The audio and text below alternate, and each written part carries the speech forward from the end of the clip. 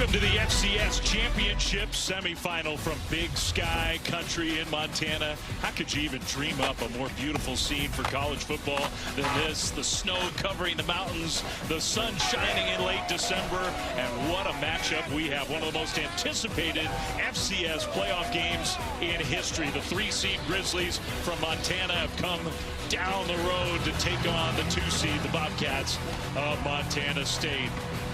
A brawl of the wild matchup. One of the great rivalries in college football with a spot in the national championship game on the line. The winner of this game will take on the winner of Villanova and Illinois State January 5 from Nashville.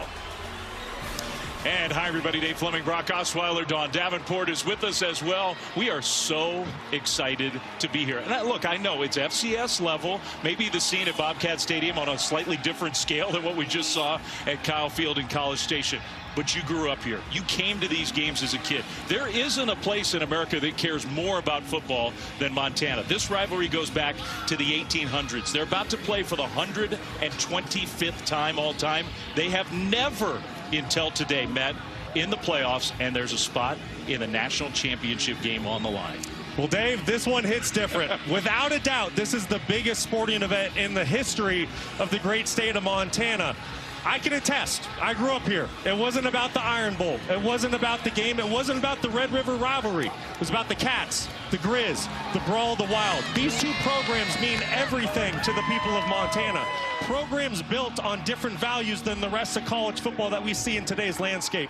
Loyalty, toughness, discipline, but most of all, it's about the name on the front of the jersey, not on the back. Listen, this is going to be an all-time great game. This is the Brawl of the Wild playoff edition. Buckle up your chin strap. You're in for an all-time classic. Makes me want to go out there and play. I mean, there is just so much history involved with this rivalry game. It's one of the storied rivalries in the history of the game. And it goes back to 1897. What a great photo with the mountains in the backdrop. First time these two teams ever met. It was the Grizzlies who came out on top. It's been a all-time series of runs. Montana dominated in the early years. And then Montana State had their glory years. In fact, their last national championship team back in 1984. The streak. Everybody here in the state, when you say that, they know what you're talking about. Montana won 16 consecutive games from 86 to 2001. Recent years, though, the Bobcats have played better than the Grizzlies in these matchups. They've won 7 of the last 9, including when they met just a month ago in a classic game. So close back in Missoula. 31-28 Montana State came out on top. That's really why they're the 2-seed, why they're hosting this semifinal game, meeting for the first time in the playoffs ever here today. You said it, Brock. So much anticipation all week leading into this game. For more on that part of the story, let's go down on the field to Dawn. Yeah, Dave, the magnitude of this game seen across the state. You had high school basketball teams reschedule games so they wouldn't interfere with this kick time, knowing that everybody would want to watch. Get this, Montana State defensive lineman Paul Brott's been nursing an ankle injury. He told me his leg would have to fall off for him to miss this game today. That's how much it means to him, this team, and this entire state. And I've got proof for you. How about this? This was the most expensive ticket in college football this weekend. Secondary market prizes almost $700, a couple $100 more than any college football playoff game.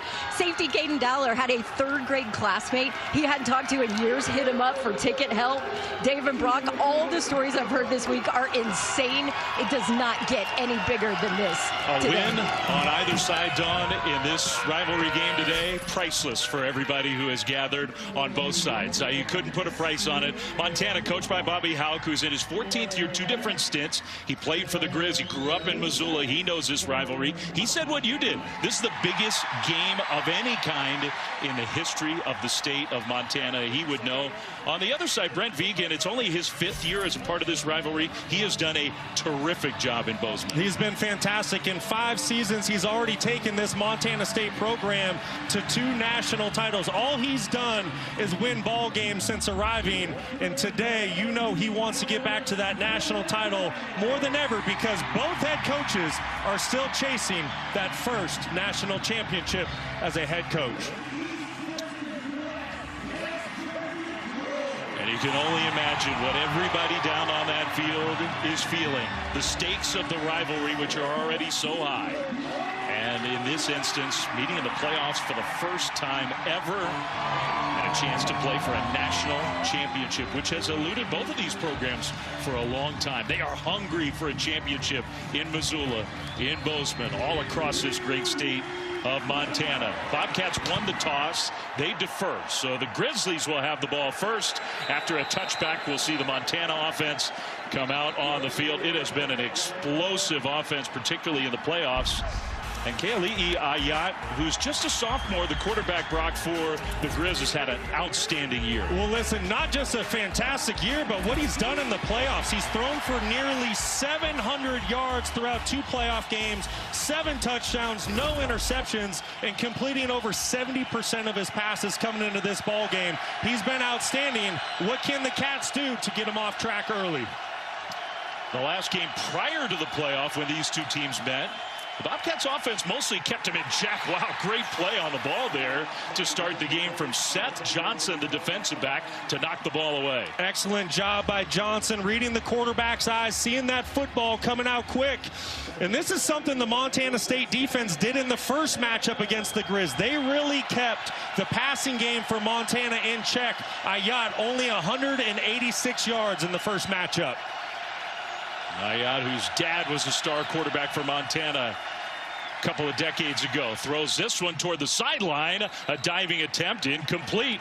Trying to hit Blake Bohannon. Ball hit the turf, so right away, these Bobcat fans in Bozeman are going to get a chance to get loud. Listen, good defense by Montana State, but the wind is going to play a factor today. Ayat has been very accurate all season long. Wind gusts up to 25 miles per hour. You have to think that's going to affect the passing game.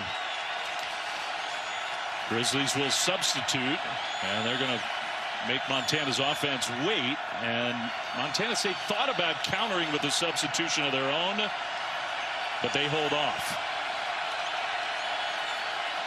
And now a penalty flag is thrown, a false start. But you can hear how loud it is. I mean, it is very loud. False start. Offense number 6. Well, that's on Michael Wortham. He was the star a week ago for the University of Montana. 269 all-purpose yards and 3 touchdowns a week ago. Those are just some early game jitters for the 5th-year senior. So 3rd and 15. See how aggressive Montana's offense is. Cats showing pressure. Ayat making a protection change at the line of scrimmage.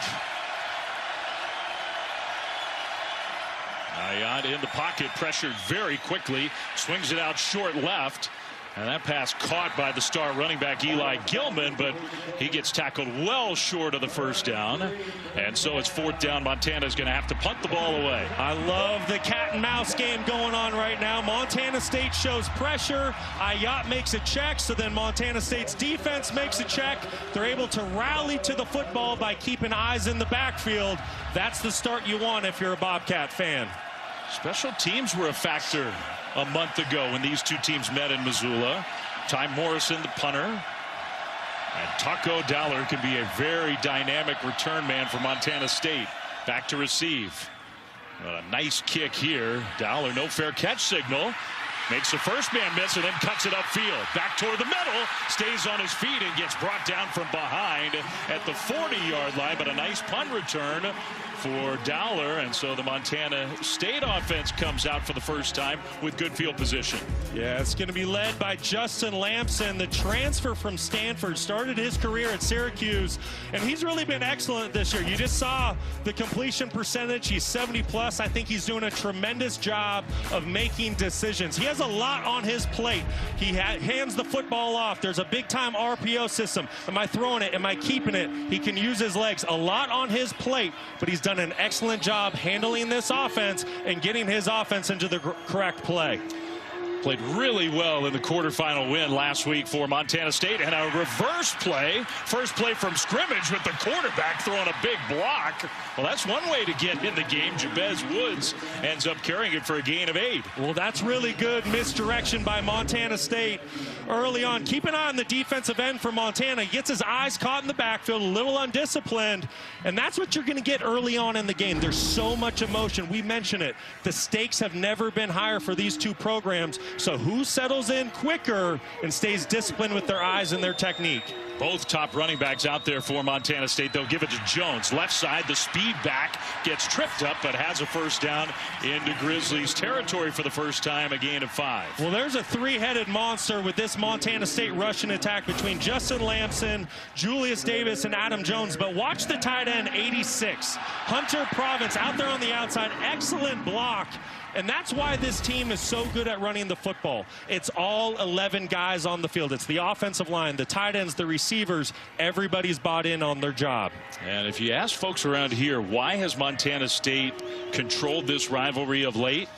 A nice throw. Lamson fitted into a tight window, caught for a nice gain of 12 and another Montana State first down. They're bigger, they're stronger under Brent Vigen as they have gone on under their 5-year head coach. This has become a more physical Montana State team. Without a doubt. And then this is also an area that Montana State needs to be better in than they were in the first matchup. Winning one-on-one on the outside. Montana is going to load the box. They're going to have 8 defenders in there all ball game trying to stop the run. Justin Lamson's going to need to hit the open receivers when they're presented. Jones with the carry, left side, nice cut, and a big gain on the ground. He got 10 and another Bobcat first down. Well, to the point you just made, Flem, watch this Montana State offensive line. You have to remember Brent Vigen. Where does he come from? North Dakota State. What do they do when they win all their national titles? They win the line of scrimmage. So he knew if he's going to build a program here at Montana State that can win at the highest level, you're going to need to win the line of scrimmage. This Cats offensive line, they are big, tough, and physical. Impressive start to their first drive of this semifinal game. And a pitch back to Lamson, who's going deep into coverage and really, I think, ended up taking a hit and just throwing it out of bounds. Good defense by Montana. Fantastic defense by the Griz. Excellent job. Montana State trying to do a little bit of trickery, going with a little flea flicker, but keep your eyes down the field. Look at the secondary. Look at that. Where's he supposed to throw the football? Nowhere to go with the ball. Great job of staying disciplined and reading the keys in the secondary for Montana. So 2nd and 10. Dowler came in motion. They'll fake it to him. Lamson pressured again. Floats one out there, and it's snatched out of the air. Caught inside the 10 and down to the 5-yard line inside the 5 by Chris Long. And the pressure was right in the quarterback's face, and Lamson still got it to Long. Lamson did an excellent job of getting this football off under extreme duress. But it's all set up by the play action. Watch what the backers do with the play action. It gets eyes in the backfield, and that's what allows the over route from the second level. See how those backers step up?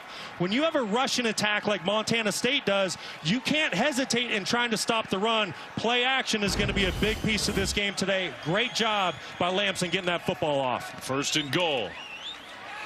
A fake. Lamson is going to walk it in. Touchdown, Bobcats. And what a statement on offense for Montana State to start this semifinal game. That was impressive.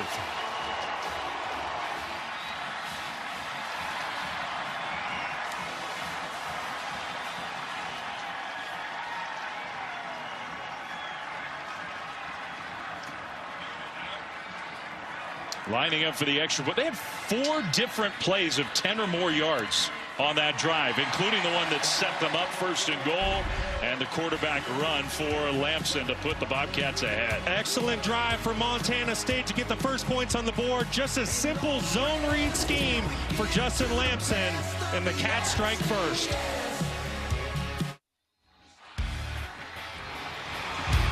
What a cool scene here today in Bozeman. And every time these two teams get together, the history of the Brawl of the Wild. Maybe the greatest rivalry trophy out there. The great divide separates Bozeman and Missoula. You cross over the divide, come about 200 miles from Missoula down to Bozeman for this semifinal game.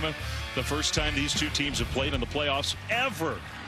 And a rivalry that goes back to 1897, one of the oldest in college football history, with higher stakes than ever here today. Montana State strikes first, a touchdown on their opening drive, so they'll kick it back to Montana. The Griz offense will come back on the field. Let's look at that last touchdown, Brock. Yeah, I want to go back to it. It's a basic zone read scheme. This is a day one install for Montana State, and you're going to see the defensive end, how quickly he crashes. If you're going to do that, if you're Montana, you need a backer or a safety to loop over the top to play the quarterback. There's no one there for the Griz. Everybody crashes down with the running back. This is just too easy for Montana State. The Griz need to make adjustments right now on the sideline.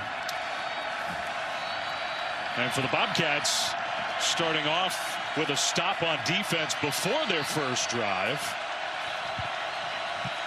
Defense back on the field. Ayat, the quarterback, is going to hand the ball off. Gilman, who's a great running back. Penalty flag thrown, gets pushed backwards, maybe got a yard. We'll see if part of the face mask got grabbed or something like that.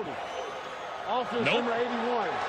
10-yard penalty remains, first down. Instead, that's a hold against the tight end Josh Gale.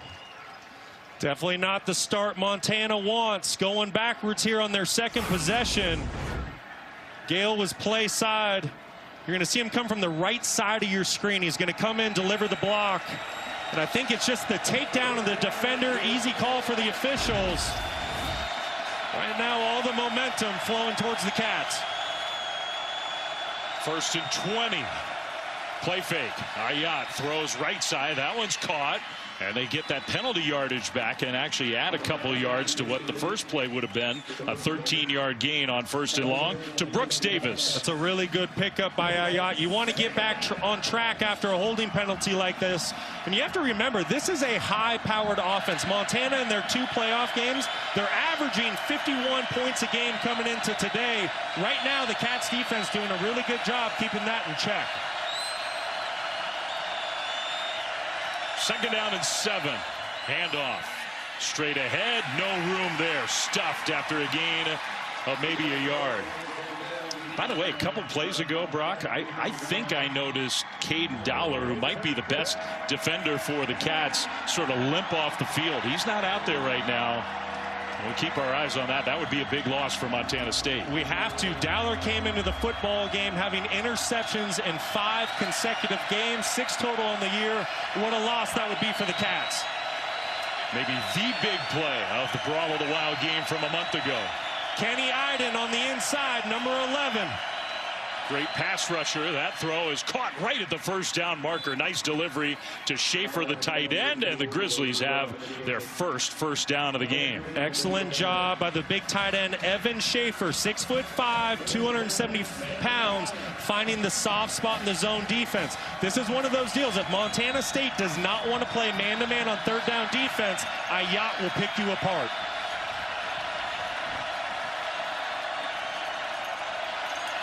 Michael Worthen, who's such a weapon on offense, came in motion there. Ayat goes down.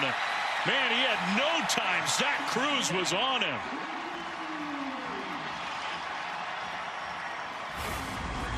This is just a bust by the center, Klimzak. He's right here. And watch how the center slides to the left initially. Some sort of miscommunication. You got to give credit to Bobcat Stadium. It is loud, it is raucous here right now, and the crowd having an effect on the offensive line communication early on. So a big negative play. 2nd and 17 now. Ayat, play fake. Pressured again. Penalty flag thrown again. The ball's knocked down at the line of scrimmage. I think that's another hold. Maybe a hands to the face. So we'll see.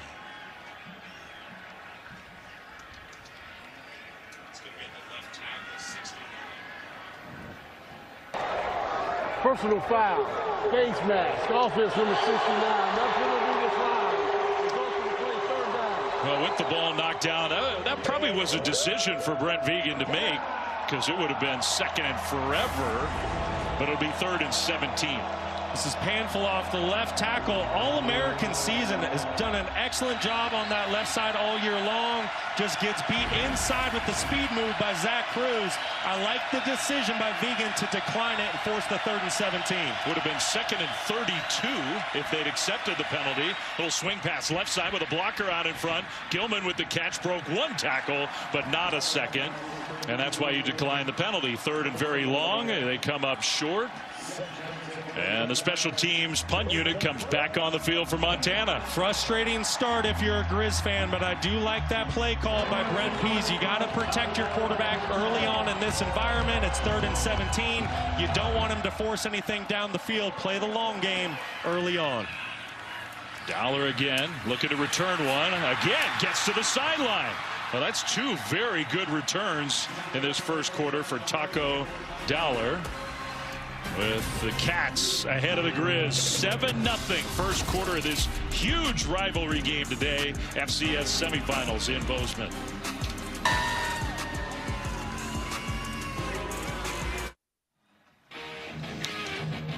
Well, the history of college football, you look at the rivalries that go back to ancient times. It almost feels like Harvard-Yale. They've met 141 times. First played in 1875, Army-Navy, and the pageantry continues to this day. And all these, really, 126 meetings for that one.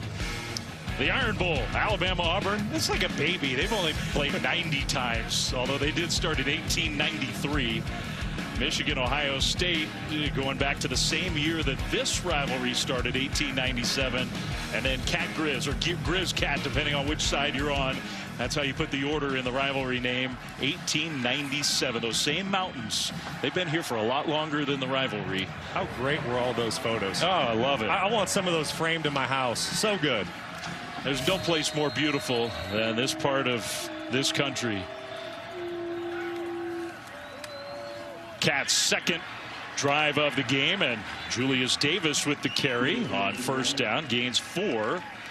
And early on, you just have to say that Montana State, they're handling the magnitude and the emotions of this football game so much better. You look at Montana, 2 drives, they've had penalties, it's been a little bit clunky.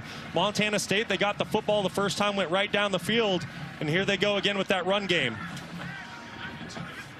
The first meeting between these 2 teams this year was so evenly played. Numbers skewed a little towards the team that won, Montana State. So far, the numbers dominant for the Cats. Lamson keeps. Lamson lowers those shoulders and gets stopped a little short. I think about a half yard short of the first down. Listen, I want to show you something. Montana right now is doing everything to sell out, stop the run. Look at this box count. Everybody except 2 defenders for the Grizzlies are inside there trying to stop the run, and they've yet to have success doing it. So right now, Montana State able to run the football as well as have great throwing options. Jones carries. Jones breaks it out into the open. And a little spin move at the end of the run all the way down to the Grizzlies' 35-yard line. So on 3rd and short, he gets 11. Excellent job by the right side of the offensive line, especially the tight end, Lencioni. I want you to see the tight end on this play, what he does, how he washes down the Griz players, opens up a gaping hole on that right side for Adam Jones, just completely controlling the line of scrimmage right now. Tight ends are big, linemen are big. So far, Montana State just bullying. Lamson didn't have anywhere to go with the football, so he just ran it straight ahead. And he's just such a bruising runner for a quarterback. He gets 6 yards. Dave, we talk so much about preparing the same way, both of these teams, regardless of how big this game is. And many players said we've got to play with emotion, but don't be emotional. Well, for this Montana defense on the sideline, they were emotionless. And TJ Roush tried to get all his guys together to get a little energy into that defense. Yeah, they sure need some. On 2nd down and 4. Cats driving again. All runs on this drive. Jones lunges for it and gets only a yard. So it's a 5-play drive with all running plays. 3rd down and about 3 coming up. Boy, Montana is really baiting Justin Lamson to try to throw that football down the field. They're giving one-on-one opportunities outside. Don't be surprised if you get a play-action pass here. I wouldn't be shocked if this is 4-down territory for Montana State. Well, right now, nobody's even covering Taco Dowler. Finally, somebody gets over there. I mean, look at this. Look at this inside. Everybody from Montana's in the box. Everybody. Jones runs, and even with that, I mean, that's bully football. When the other team is loading up to stop the run and they're not stopping the run, I don't know where you go next. Well, that's the school that Brent Vigen comes from. You got to remember, North Dakota State, Craig Bowl. What did they do when they won all of those national championships? They won the line of scrimmage with physicality, big, strong, smart offensive linemen, and that's what you see right here with Montana State. 4 minutes to go, first quarter. Cats on the move again. Lamson, play fake. Looking downfield. Now he'll take off. Runs into his own man. And still hard to bring down. Only got 2.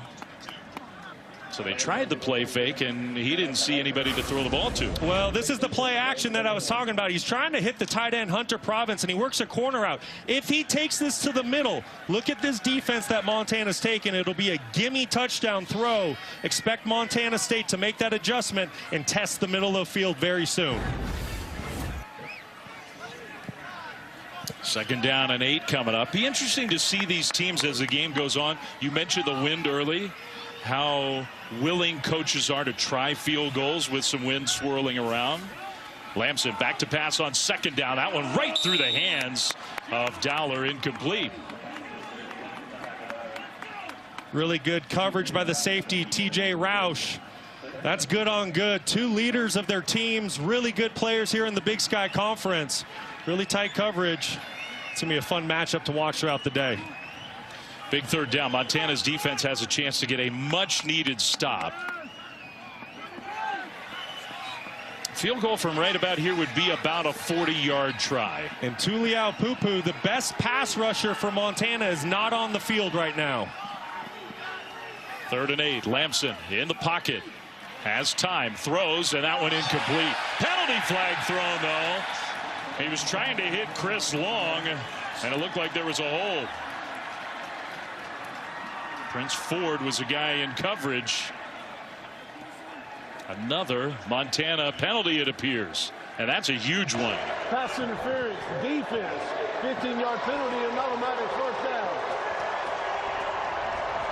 Well, that's on Prince Ford. He gets beat on the double move. Montana State trying to work Chris Long over the middle of the field. They sell like a short in, then they go to the post. Watch the middle of the screen. And Prince Ford just gets out of position and has to tug on the wide receiver. Easy call for the officials. Instead of maybe a 40-yard field goal try with the wind swirling, it's 1st and goal, Montana State. Jones takes a handoff. Jones, touchdown! Wow, the hole just opened up so wide, and Jones from 7 yards out makes it 13-0 Cats. I want you to watch the right tackle, Cedric Jefferson, and how he just wins his one-on-one matchup. This was a concern for the Griz coming into the game. Their defensive tackles average only 250 pounds. It is 300 pounds across the board for the Montana State offensive linemen. And right now, it is just complete domination by the Cats up front. That looked like a busted extra point try, and the holder ended up having to fling it towards the end zone. It was not a good snap, and so that forced the miss point after try. But the dominance on the ground in the first quarter for Montana State, there's been no doubt about that. They lead 13-0.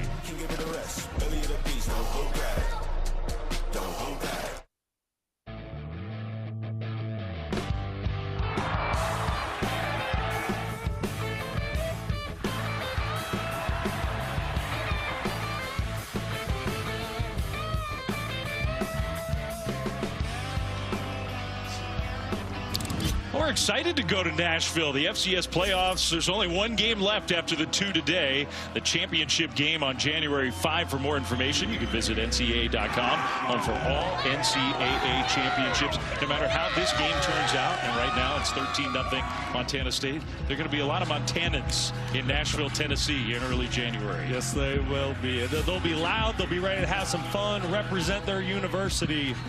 It's going to be a special weekend back in Nashville. Well, let's see if the Griz can sort of stabilize things in this game. Kickoff is headed towards the back of the end zone, so a touchback with Montana's offense, which has been stifled in this first quarter, coming back on the field for the third drive. Well, listen, I don't think there's going to be any panic for Brent Pease's offense here. They're one of the most, if not the most explosive offense in the entire country. It can be a quick strike offense. However, the wind is going to be a battle all day long, and at some point you got to break the momentum of the Cats. Right now, Montana State completely controlling the football game. Now you wonder if Eli Gilman, who's an All-American, All-Conference Offensive Player of the Year running back, needs to be a little more involved for the Griz. Wortham, the guy comes in the backfield. They'll swing it over to him, coming off a monster game in the quarterfinals. Got tackled right away after catching that one and turning it upfield. Gain of 4. If you're a Griz fan, you definitely want to see the football in Michael Wortham's hands. But then, to your point, you got to get Eli Gilman going. If Montana State's going to continue to play with 2 safeties high defensively, they're trying to bait you to run the football. The opportunities are there. The Griz need to establish the run game. 2 high safeties and still no Caden Dowler, their star safety, on the field for Montana State. So you had the safety Petrie showing down. Ayat changed the play after he saw the safety come down. Now they split to a 2-high look. Handed off Gilman, trying to find a hole, does, and he's got a first down. He's so tough to tackle. Had a big game when these 2 teams met a month ago. Speaking of Caden Dowler, let's get an update down on the field with Dawn. Yeah, Dave, he is still in the locker room with head athletic trainer Brian Cobalt right now, but I did hear it's a wrist injury. I can tell you it is not broken, so he is not ruled out of this game yet. I tell you what, Cats fans, they want to see him back on the field. He was the Big Sky Defensive Player of the Year. Shotgun snap, play fake to Gilman, throw it out right side, and that pass caught the turn upfield by the freshman Brooks Davis, and a nice gain on first down of 6. And another player down. Is that Davis? Yeah. Holding that left ankle. That would be a big loss. He's had a great freshman year from Northern California. The first meeting between these 2 teams, he had 10 catches, 113 yards and a touchdown. He was the offensive star for the Griz in that game. I was going to say, you don't want to see this if you're a Montana fan. Excellent freshman season. You see the ankle getting rolled up on. Never a good look for anybody, especially on field turf. Hopefully Davis is able to get back in the ball game, but boy, that did not look good. Well, they have a lot of playmakers, Montana does, but he's one of the top ones. Very talented young guy. It's obvious just watching his body language there. You can't see most of it, but he is in a lot of pain. Ooh, having a hard time putting any weight on that left ankle.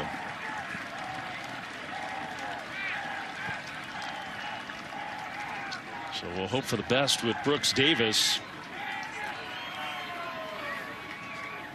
Well, there's Caden Dowler. He had the pads off.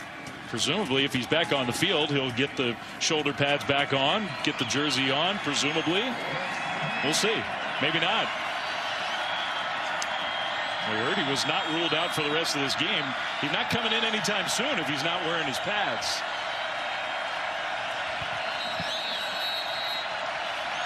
Second down and 4.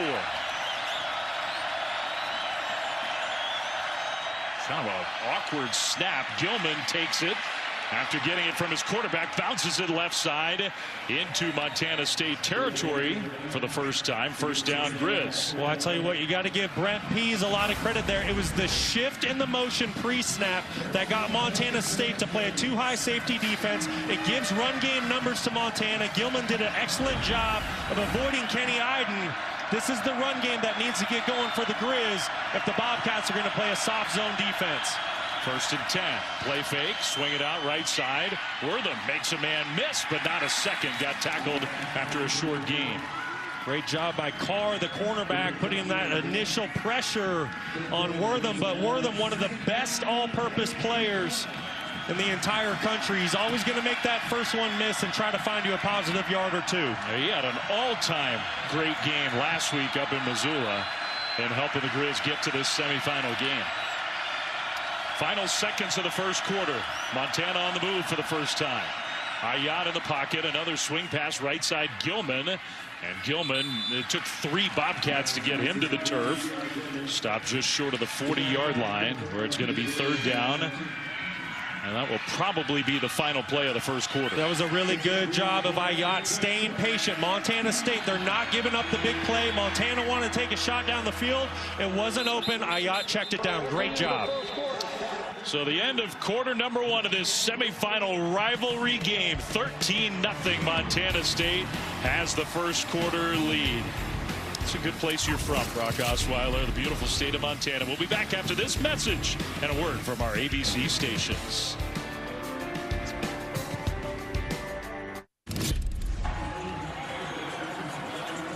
State leads it 13-0 after 1. Coach Bobby Houck with me. Coach, I saw you gather your offense around. What did you tell them?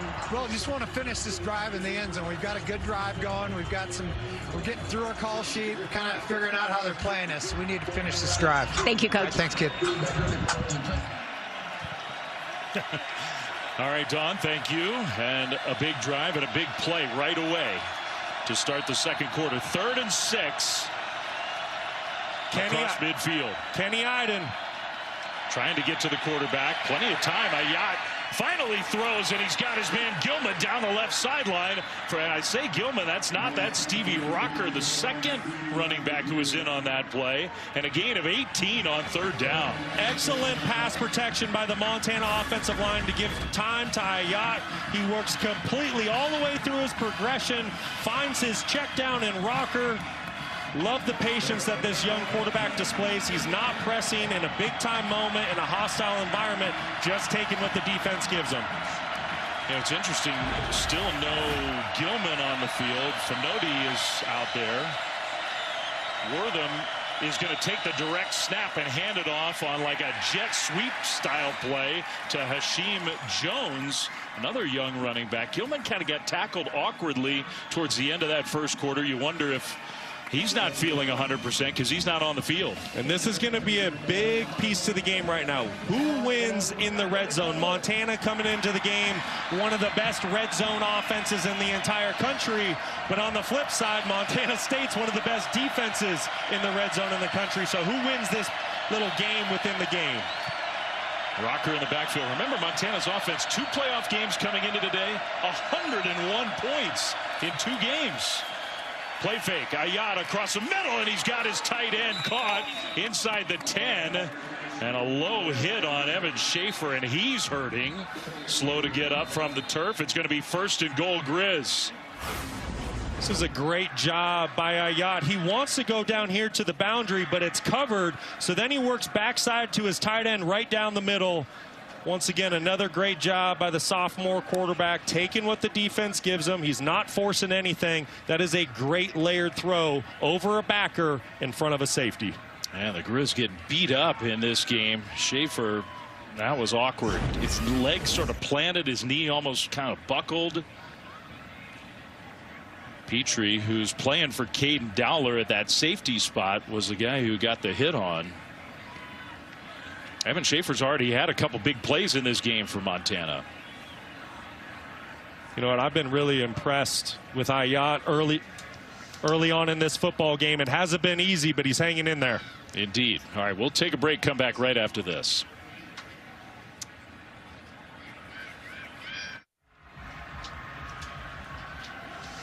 Gosh, it was hard to watch Evan Schaefer trying to put any weight on that left leg. Really couldn't do it. The tight end headed for the locker room. So now it's 1st and goal. This is a play where that leg just sort of got jammed. Yikes.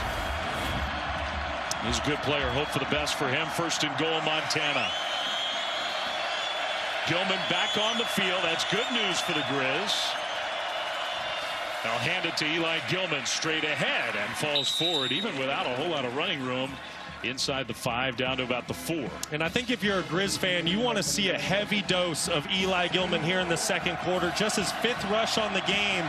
But in that first matchup, averaged nearly 9 yards per carry. Quickly to the line and not running the ball. Ayat to the end zone, almost intercepted. Wow, that went right through Petrie's hands, it looked like. Intended for the tight end, Josh Gale. I think the Griz got away with one there. They got away with one, and that was also a missed opportunity for Ayat. If he pulls his tight end to the pylon and leads him, he has a chance to throw a touchdown pass. But now on 3rd and goal, and Ayat rolling right has to throw the ball away. How about that? So they get inside the 5, throw the ball 2 straight times. That's kind of been a theme here. Some talking between Taylor and Ayat, and it looks like the field goal team's coming out. I really like this play call. The only thing I don't like is the fact that it's to the boundary. When you run this play call to the boundary, it condenses the space for the offense, and you can see there's just nowhere to go with the football for Ayat. So now the first field goal try of this game. Field goal kicking hasn't been perfect for the Griz this year. Joe Silver has sort of taken this job over. Good snap and hold, and that kick is up, and it's good. So the Griz get on the board. I think for Bobby Houck, that was probably important. 12:52 to go. First half of this rivalry game. 13-3 Cats.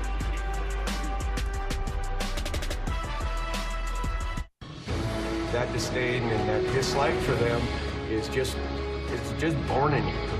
It's small communities where there's people on both sides that are going to argue it probably every day of the year. It's within families that there's people on both sides. I don't even like going to Missoula, spending much time there. My fiance lives there, so I have to go there a lot more than I wish I did. This is not what you would call a friendly rivalry. This is a spirited rivalry between these two teams. Montana State, the winner of this game, will play the winner of tonight's second semifinal game in the FCS, which will air on ESPN2, 7:30 Eastern. Villanova and Illinois State. Illinois State, the team that took down North Dakota State, the huge upset in this tournament so far.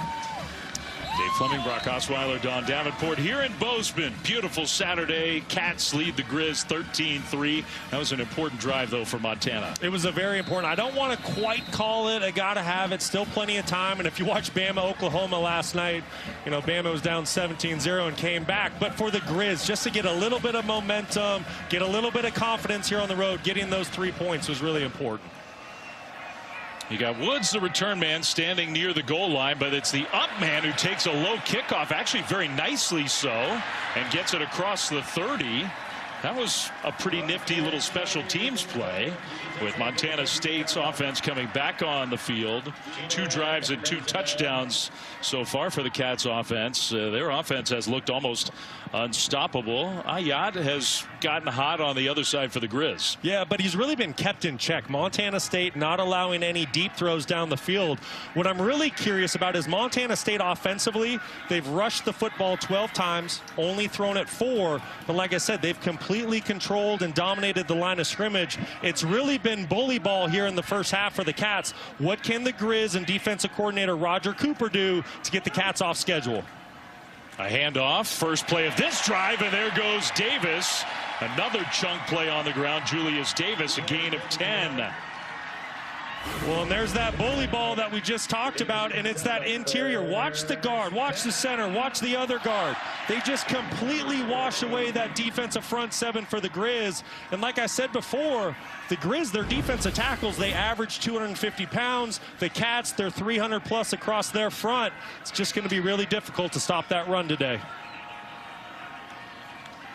They're going to hand it off to Taco Dowler, who came into the backfield on first down across the 45 to about the 46. Almost opposite numbers for Montana's offense. They've been throwing the ball in this first half. They have, which surprises me a little bit. I understand you have a very good, talented young quarterback, but the defense that Montana State is presenting says, hey, we're not going to give it up a deep play. We're baiting you to run the football to stay patient. But Ayat's done a good job going 10 of 15 and just getting some first downs and staying efficient. Tight end in motion. Adam Jones in the backfield. He'll take the carry, bounce it right, all the way down the sideline. Adam Jones with the speed to take it to the end zone. Touchdown. 54 yards.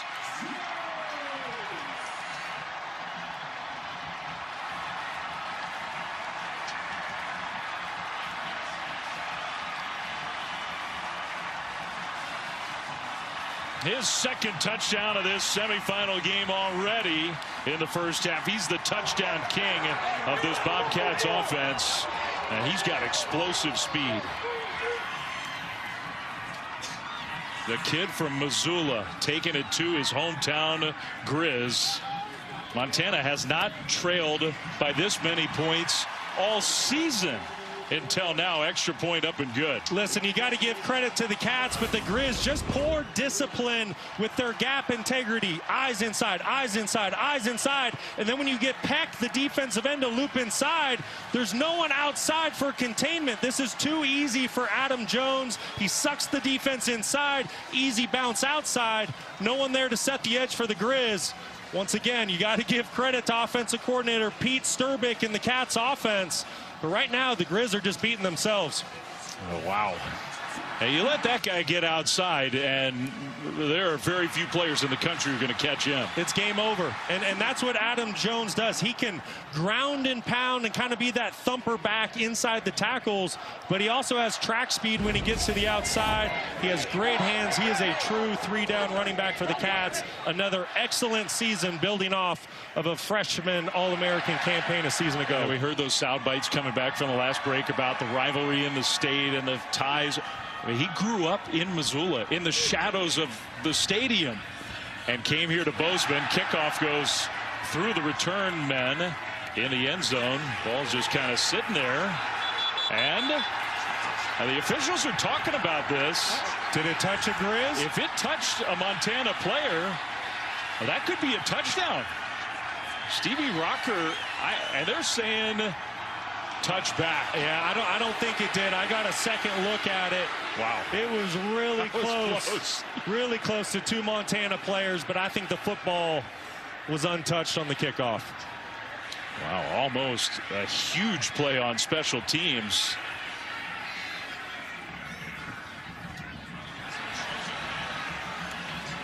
Brent Vigen talking to one of those officials. A SoCon crew, Southern Conference crew here in Bozeman today. Let's see. Keep an eye. It's really, really close, but like I said, well, they are going to review it. I don't think that it did touch him.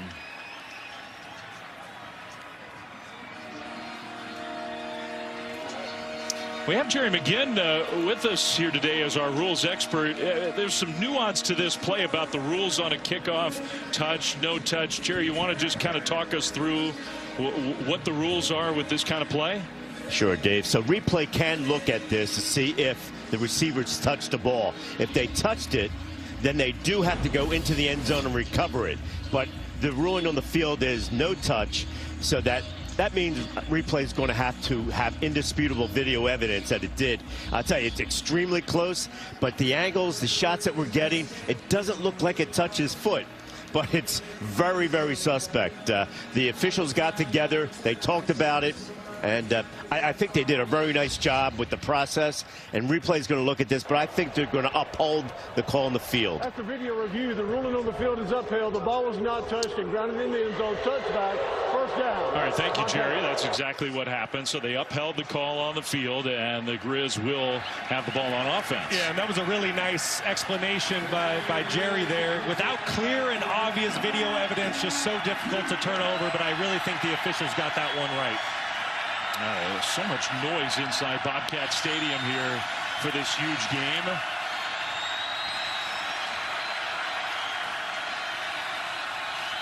Gilman in the backfield along with Ayat, who play fakes it. And he's going to dump it short over the head of Gilman, incomplete. Hey, it's been one of the stories to me of this first half. Montana's just trying to get it done through the pass game. They really are. And listen, I understand why. Ayat had a terrific season, arguably the best quarterback at the FCS level. But once again, if Montana State is going to play a soft zone defense, at some point on first and second down, just take the 3, 4, 5 yard gain in the run game. 2nd and 10. Handed to Gilman this time, and a nice move to get to the right side. Uses a block down the sideline and outside the 45 to the 47-yard line. And that's what I'm talking about. If Montana State, if they're going to keep those safeties deep and soft, give the football to Eli Gilman. This guy is fantastic. He was the Big Sky Offensive Player of the Year. He is fantastic with the football in his hands. He can run between the tackles. You just saw it. He can make you miss on the perimeter. I think the Griz fans want to see a heavy dose of Gilman this drive. Yeah, actually 22 yards on that carry across the 45, and penalty flags thrown. I think that was like a snap infraction. It's going to be false start. Entire offensive line moved, but no ball snapped. False start. Offense number 79. 5-yard penalty remains. First down. I mean, he calls it on 79. You could really say the entire team except for the center. You'll see on the replay, everyone moves. Center doesn't snap the football, and I think you just need to give credit to Bobcat Stadium. It's loud here, and they're making it really difficult on the Griz offense. And some of the snaps have been a little iffy, too, on top of that. 1st and 15. Man in motion. Another kind of weird looking snap, but Gilman doesn't mind. That patience waiting for the hold open across midfield all the way to the Cats 48, gain of 10. Well, and that's what the Griz need to do. If those two safeties are going to stay deep for Montana State, you have a numbers advantage in the box to run the football. Brent Pease is doing a great job making adjustments, starting to get that football on the ground here.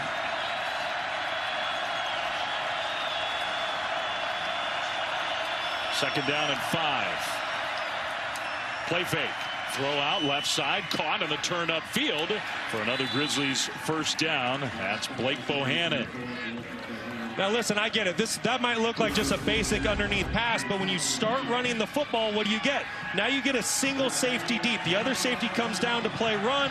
Now you get one-on-one matchups on the outside. So as a wide receiver, you can throw it short at 5 yards, make one guy miss. You're going to get an explosive gain. Malai Finoti behind Ayat in the backfield. Play fake. Pressure comes from the edge. They dump it to Finoti, who breaks a tackle in the open. Powerful run to get right near that first down mark. He gets 10 plus and another Grizzlies first down. Well, I want to give the corner for Montana State, Carson Williams, credit. Montana's trying to work a double move over here. Cornered, he doesn't take the bait. That's what forces Ayat to check it down. So really good job by the Montana State defense, but also by Ayat just taking what the Cats are giving him and getting completion after completion. Under 10 minutes to go first half. Nice drive here for Montana. Finoti in the backfield again. On first down. And they'll pitch it to Wortham, and the defense was right there. Kenny Iden,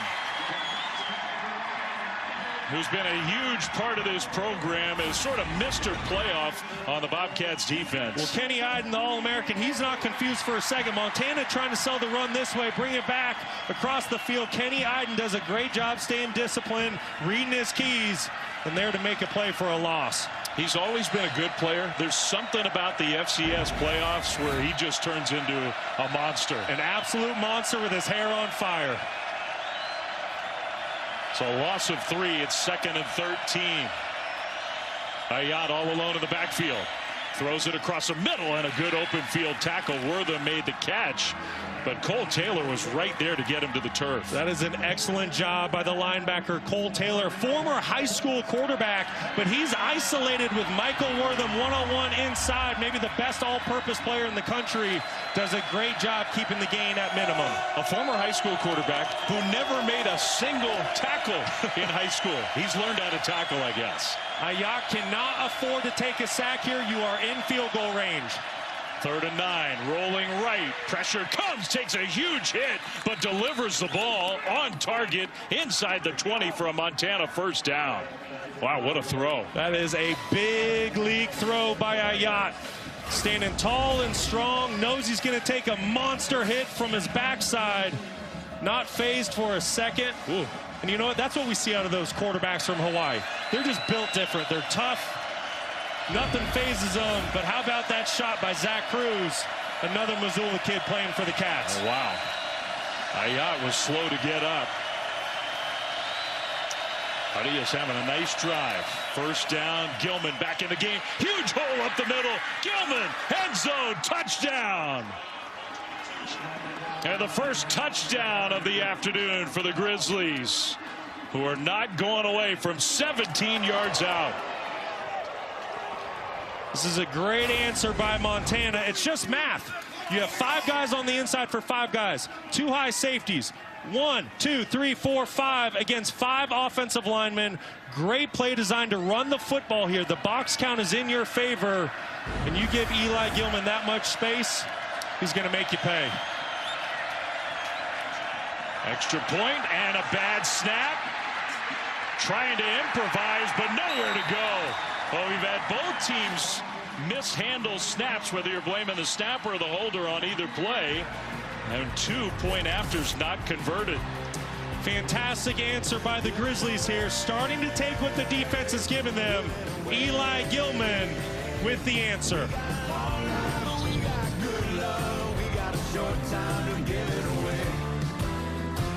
A big game on both sides. Monday, 8 Eastern, ABC, ESPN, ESPN Deportes on the app. Niners in Indy to take on the Colts here in Bozeman. Beautiful Saturday, 20-9. The Cats over the Griz with a big touchdown for Montana to stay in this game. Dave Fleming, Brock Osweiler, Don Davenport, Jerry McGinn with a spot in the FCS championship game on the line. The 125th meeting between these two teams. And the Montana State offense will come back on the field. First, an update in studio with Kevin Connors. All right, Fleming, a major development in Oxford. Ole Miss leading Tulane 17-3 and looking for more. Trinidad Chambliss is going to keep it. He bangs his head on the turf. He was taken out of the game. Austin Simmons came on, completed a couple of passes, then fumbled. It's now 17-3 Tulane ball. Okay, Kevin. So that would be terrible news if Chambliss were out for Ole Miss. But post Lane Kiffin, good start for them. We'll keep you posted on the game. 1st and 10, Montana State. Handoff, right side run, keeping it on the ground, being very stubborn with Julius Davis, gain of 4. I am so impressed with this Montana State offensive line right now. On that last play, you had 9 Griz defenders inside the box. They're saying to the quarterback, Justin Lamson, we dare you to throw it deep. But the Cats don't need to do it right now because they're getting positive yards on 1st and 2nd down, regardless of how many defenders are in the box for Montana. So 2nd down and 6. Davis stays in. Shuffles over to the left side. They'll give it to Davis again. Trying to bounce it right. And he gets positive yardage, but stops short by Jared Ramos. So 3rd down coming up here. This is that down and distance. It's that 3rd and short to medium that you really need to be aware of Justin Lamson tucking and running the football. He is one of the most dangerous dual threat quarterbacks at the FCS level. If you were the Grizzlies, you cannot just rush and go get the quarterback. You got to rush to his level, and then you got to start squeezing the pocket and try to cage him in. It feels like Montana has settled down in this game a little bit. This is a big opportunity for their defense. On 3rd and 3, Lamson looking to throw. He's going to throw the slant, and it's caught. Even with a lot of contact there, the catch for a 1st down. Chris Long with the catch. Excellent throw, even better catch. I mean, there is no window to throw this football into. Justin Lamson puts it where only Chris Long can make a play on the ball. Excellent concentration by Long to bring that in for a 1st down. And not a totally clean catch, but I think watching that replay, he did secure it. So 1st down, Montana State. Jones carry left side. Little stutter step move, and then gets wrestled down at the 40 after gaining 4. Boy, that stutter step, that is just deadly, making Caleb Oluski look silly out there, 45 on the edge. And this is something that Montana, they're going to need to make an adjustment. We've seen this a couple times with Adam Jones. If you don't set the edge defensively, he's going to bounce the football out to the perimeter. He's going to make you pay. Already over 100 yards. He only carried it 9 times for Montana State when these two teams met a month ago. He's got 8 rushes in this first half, 101 yards. Empty backfield for Lamson on 2nd down. In the pocket, Lamson now flushed out to his right. He's going to keep it. He's got that speed. There is a flag, though. back around the offensive line area. So a first down if the play stands. I don't think so. It's going to be on right tackle Cedric Jefferson. Holding. Offense number 73. 10-yard penalty remaining, second down. That's a big one. First penalty of the game against the Bobcats. Like I said, right tackle Jefferson. Pre-snap, I was circling the defensive end, Tuliau Pupu for the Griz. He's yet to make his impact felt. I think he's one of the most disruptive defensive linemen at the FCS level. He draws a hold. And finally, if you're a Griz fan, you're saying the Cats are off track here on first and second down. It feels like for the first time all game. All game. I mean, it's been complete domination by Montana State up until this point. A 2nd and 15. Adam Jones with Lamson in the backfield. Dowler went in motion. Now the throw. That one caught by Dowler across the middle. In some traffic. Another good throw from Justin Lamson. He get the penalty yardage back out to the 40 to set up third down. Man, I love watching Taco Dowler play football. He's so savvy. The way he runs his routes, he's just a technician. Great job of getting friendly underneath the coverage for Justin Lamson to make this third and manageable. He and his twin brother so happy to be playing together at the same time. And now Caleb out of this game with an injury. Taco with a big play, third down coming up. Lamson across the middle, pass complete, then the ball comes out. That's a fumble on the turf still, and Montana recovers. So a pass catch, but the Griz come up with the turnover. Roush was the guy who finally fell on the ball, one of the leaders in that secondary. That's the first turnover of this game. Let's go! And the momentum is starting to swing. Middle linebacker 32 Peyton Wing, who came over, transfer from Portland State, does a great job coming up on Jabez Woods, getting a hand right on that football, punching it out, and that's the momentum swing Montana's been looking for all game long. Yeah, I don't think there's much doubt that he had that ball and made that football move, and then it came out. And remember, in the first matchup, one turnover was the difference in the outcome of the football game 3 weeks ago. We'll see how this turnover plays out. Gilman straight ahead, another big hole right up the middle. And Gilman stopped maybe a yard short of a first down. And the clock under 4 minutes to go, first half.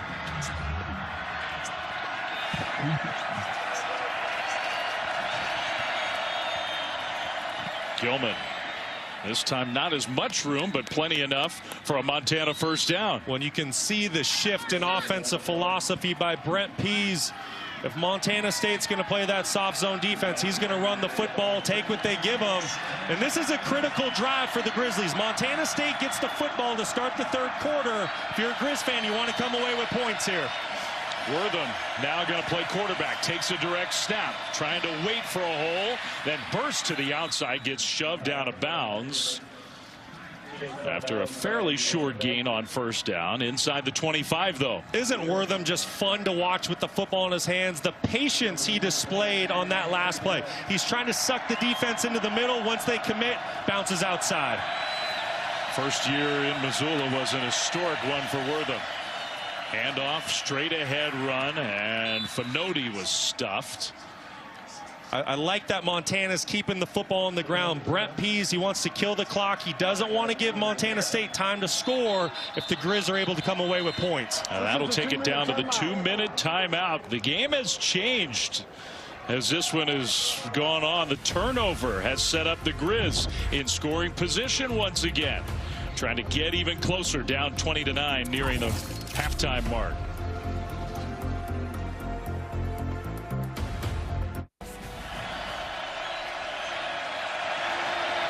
All right, Kevin, thank you. We'll look forward to that. Lots to talk about on a great day of college football at both levels. Gilman by Hayat. Play fake on third down and short. The throw to Gilman out into the open. Breaks it to the left side. Turns the corner. Inside the 10 and down inside the 5. First and goal, Grizzlies. Excellent job by Ayat. I circled Wortham pre-snap because that's where he's trying to go with the football. It's not open. He stays patient, hits his running back on the check down. This is what this quarterback has done all day long, just taking what the defense gives him. And now with that clock rolling, to your point before the timeout, Montana wants the clock to keep running. Montana State has all their timeouts, and they're not using one of them here. Gilman in the backfield, takes a handoff, tried to turn left, and met, stopped right at about the 4. And it's interesting that Brent Vigen and Montana State seem content to let that clock roll. It was a great job by the safety Coulter Petrie to just shoot through the offensive line, get Gilman off his track. Gilman's had an excellent second quarter here after having a slow start in the first. He had 1 carry for 1 yard on their first 2 drives. He's got 85 yards on the ground now in the half. Second and goal. He's not on the field. They'll fake it and pitch it forward, and Montana State was ready. Rocker took the pitch. Petrie, the safety, taking Cade Dowler's place, made the tackle. Excellent job by the big defensive tackle. Alec Eckert, 97, just being a stout anchor in the middle, ready for the shuffle pass. And then you said it, Flem Petrie right there as well. And the clock continues to run. So Montana State not interested in getting the ball back. They're interested in stopping the Griz. Meanwhile, Bobby Howe came all the way down the line and uses one of his timeouts before this 3rd and goal play. Ball spotted at the 5-yard line. So both sides will get organized for a very big play near the end of this first half. By the way, bowl season rolling on Monday afternoon. We got the famous Idaho Potato Bowl. Not that far from here over in Boise. Some of our crew got diverted to Boise trying to get to Bozeman. From Albertson Stadium, Washington State and Utah State. Kind of a Western regional interconference rivalry. Monday 2 Eastern on ESPN. Speaking of planes getting diverted and whatnot, how about a round of applause for the pilots that got our plane on the ground yesterday? High winds so we could be here. Tip of the cap to that crew. Not a great day to travel. We made it, and we're thankful we did. Oh, it got dicey. 3rd and goal out of the timeout. 16 seconds until halftime. Ayat all alone in the backfield. 4 receivers left. Looking right now. He's going to run. Ayat, end zone, touchdown. And what a finish to the half for Montana. They were down 13-0. They were down 20-3. Now it's 20-15 after the rushing touchdown from their young quarterback.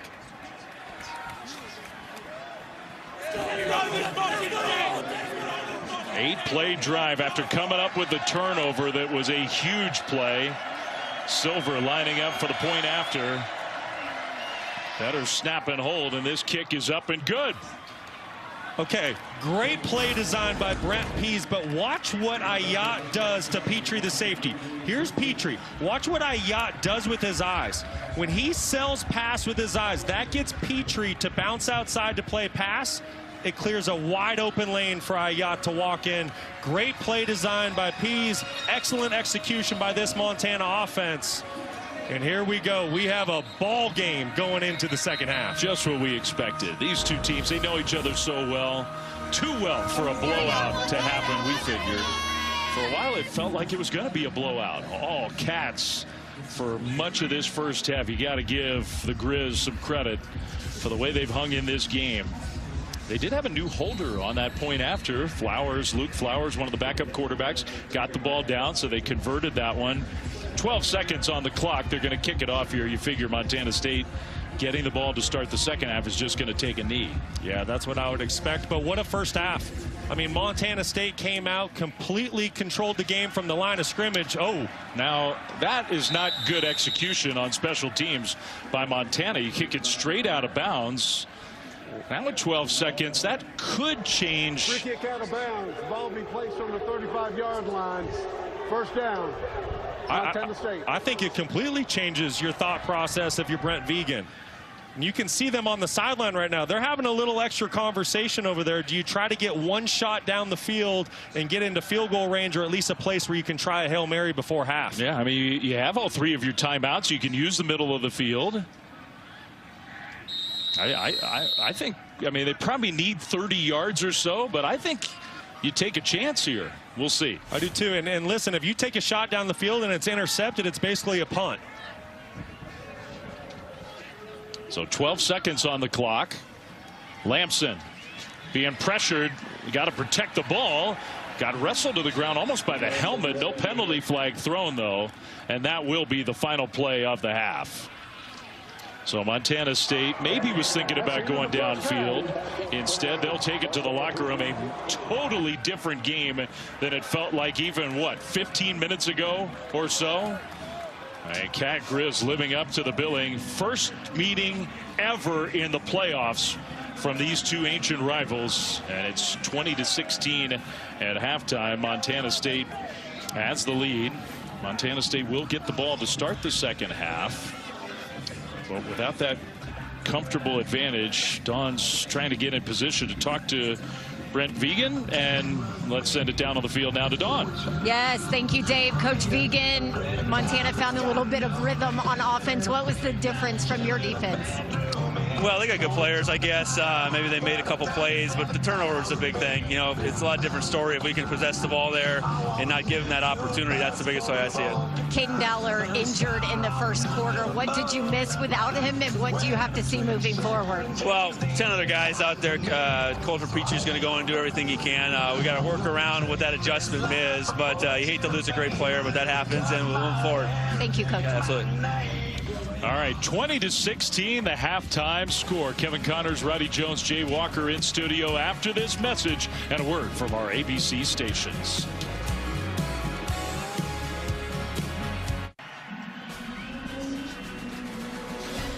And welcome back to the FCS Championship semifinal. Sun starting to go down behind us in Bozeman, Montana. We get ready for what promises to be a thrilling second half. After the game really changed dramatically, Montana State still has the lead, but much smaller than it once was. 20-16 as we start the third quarter. I think it would be fair to say it was a tale of 2 different games within a half of football, because Montana State was dominating. First 3 drives, scored 3 touchdowns. Montana punted on their first drive, kicked a field goal. They were down 20-3 and not looking very good. The offense perked up. They got a turnover on Montana State's last drive of the first half, and we got a ball game. That's right, Flem. It was all Cats in the first quarter, then the Griz clawed back in the second. And here we go. Buckle up. It's going to be a great second half. First playoff meeting ever between these 2 old rivals, with a spot on the national championship game on the line. Dave Fleming, Brock Osweiler back with you here in Bozeman. I guarantee you there are a lot of nerves on both sides. There is. I mean, what a tight ball game you have here. And we just mentioned it. The Cats came out. They really controlled the first half, and they did that because of their line of scrimmage play, that offense and defensive line. But then give credit to the Griz. They weathered the storm. They clawed back in the game when they were down 13 points. And here we go. We got a 4-point game in the second half. Winner gets a chance to go compete for a national championship. This is what everybody wanted this week. I mean, the bragging rights that are always on the line in this rivalry are amped up big time with the stakes in the playoffs. Julius Davis, first play from scrimmage, and what a tough run. Wow, he broke not just a tackle, but a big hit. Wouldn't go down and stumbled ahead. Ended up getting 7 yards. Let's go down on the field to Dawn Davenport. Yeah, thanks, Dave. Montana head coach Bobby Houck told me that he felt like his team didn't do much different from the first to second quarter. He felt like they just finally settled in. That was the difference. But he did point out some defensive miscues, some eye issues, discipline in their eye game on defense. So you could see a change in defensive scheme at some point this half. Brock and Dave, though, his message to the locker room: best team wins. That's us. Let's go get it. Well, thank you, Dawn. Good stuff there. Only 1 penalty against Montana State in the first half. They commit a false start penalty here early in the third quarter. And that's a big one. That's right tackle, Cedric Jefferson. He had the big holding call earlier in the first half. Certainly not how you want to start the third quarter if you're Montana State. All the momentum went to the Griz at the end of that second quarter. Montana State trying to capture some here. He's had the only 2 penalties for the Cats in this game. So instead of 2nd and short, it's 2nd and 9. Lamson in the shotgun. Pressured immediately, throws middle, and the pass caught by the tight end. That's Hunter Province. He gets just 3. And I thought it was interesting when we talked to Justin Lamson yesterday. It was a great conversation, but he said to us he felt like he missed some throws down the field in the first matchup against Montana. You've seen how the Griz are going to play their defense. They're loading up to stop the run. There are opportunities outside to take a shot. When does Justin Lamson take one? Right away out of the locker room, 3rd and 5 for the Bobcats. Lamson looking left, now a middle, and a huge hit. The ball jarred loose, pass incomplete, and Taco Dowler is down, face down on the turf. Micah Harper put the hit on, and Dowler only now getting up. His brother's already out of this game.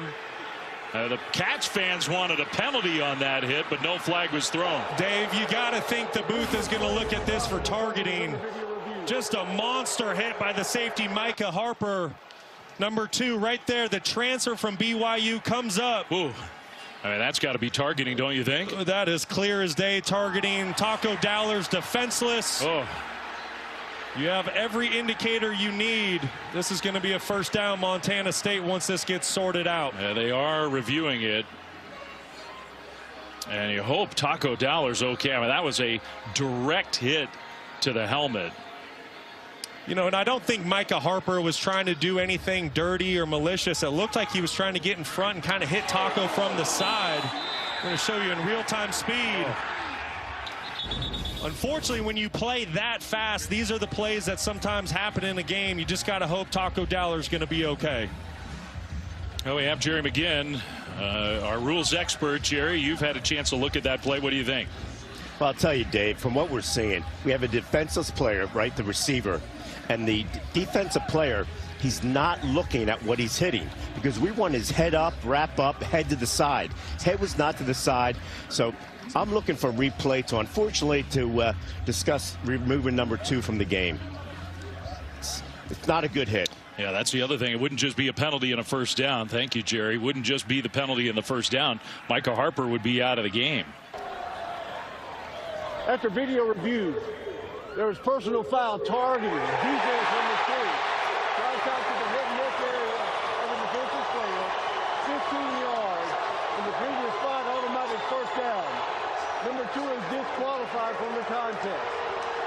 It's just really unfortunate for Micah Harper. Like I said, I don't think he was trying to be malicious there. But you have to remember, if you're a Griz fan, if Montana finds a way to win this football game, unfortunately, Micah Harper is now going to have to sit out the first half of the national championship because of the targeting here in the second half. Yeah, he's one of their better players on the back end, that's for sure.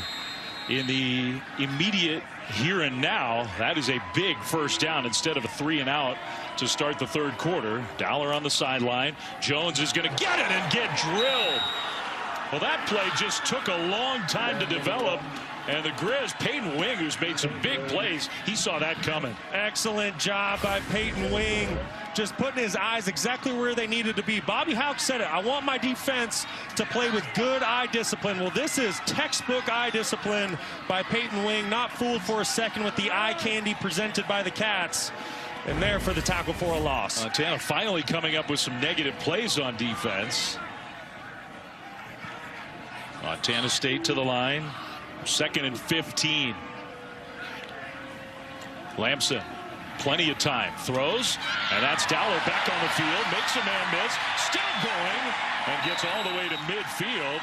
Well, that's good to see, just hoping that the kid was okay. Taco Dowler right back on the field and makes a play. So great to see Taco back in the game. You're going to see Taco just one-on-one at the top side, does an excellent job of winning at the line of scrimmage, creating separation. And how about the toughness? He just got his head completely knocked off, right back in the ball game, not missing a play. That's a big play to set up 3rd and 5 instead of 3rd and long. Lamson in the pocket, takes a hit and throws it out of bounds. Sailed it right over his receiver's head. And the punt team's coming out. So on 3rd and 5, the pass play incomplete. Montana forces the punt. It was a really good job by Siu Malo, the nose tackle for the Griz, getting the hit on Lamson. And you see Lamson right now hobbling off the field, something we're going to want to keep an eye on. Hopefully that knee's okay. Yeah, low hit. First punt of the game for the Bobcats. And fair catch made just inside the 20 by Drew Deck. So the Griz get a stop to start the 3rd quarter. Coming from behind here in Bozeman on the road with a spot in the championship game on the line. Well, an exciting first half here in Bozeman, and it all started with Adam Jones on the ground for Montana State. What a first half he had. Just completely unstoppable. Went for over 100 yards on the ground, but then it was the fumble forced by linebacker Peyton Wing that really kind of swung the momentum for Montana late in the 2nd quarter. And then Ayat did a terrific job on the quarterback draw, scoring right before halftime. And that's really when all the momentum went back to the Grizzlies. And we'll see if they retain it here in the 3rd quarter. Their defense just got a stop. So 12:02 on the clock. Montana already having scored 13 unanswered. Ayat, play fake, is going to throw, and that one complete along the left sideline. That's Blake Bohannon for a gain of 6 on 1st down. Tell you what, I've been really impressed with Ayat's accuracy today. 18 of 24 for the ball game. And you have to remember, we have wind gusts here in Bozeman up to 25 miles per hour. Really impressive. Feels like to us that wind is picking up a little bit as the game goes on. 2nd and 4. Another play fake. Ayat down the field, and Wortham wide open for the catch into Montana State territory, all the way down to the 46-yard line. 28-yard pass play. Well, Michael Wortham, just a savvy football player. Watch how he kind of lulls the defender to sleep, and then he shoots it up the hash. Excellent job. Just keep an eye. The Bobcats, they were really in kind of decent coverage, and then when Wortham hit the gas, became wide open. Biggest offensive play of the game for Montana. Gilman gets his first carry of the drive, and he's been tough to stop. A run along the right sideline that gets another 11 yards on the ground. I know Bobby Houck said to Dawn that they didn't change anything from the 1st quarter to the 2nd quarter. I disagree. They gave the ball to that guy. Yes, they did. That's the biggest difference, and we talked about it the entire first half. Montana State, they want to keep a lid on their defense. They want to play a soft zone coverage. They don't want to give up the big play. Well, if you're going to do that, Montana needs to rush the football. Gilman have an excellent 2nd and 3rd quarter. He'll get it again. Kind of ran into his own man, the tight end, and then gets pushed backwards. Maybe they'll spot him at the line of scrimmage. No gain on 1st down.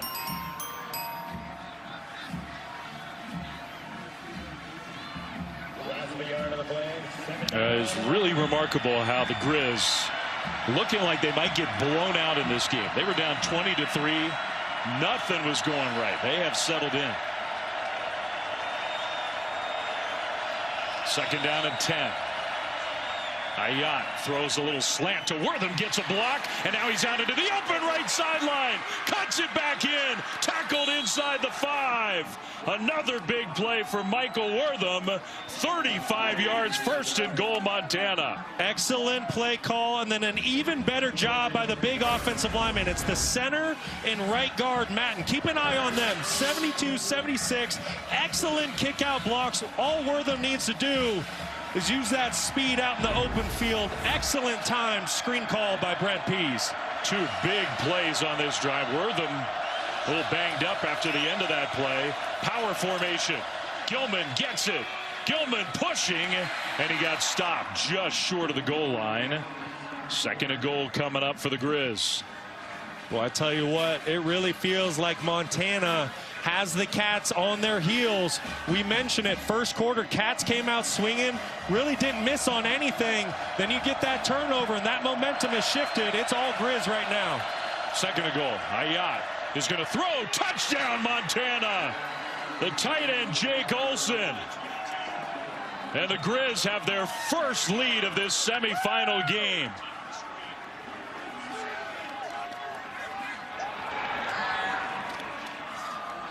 Well, this play is designed to go to Eli Gilman.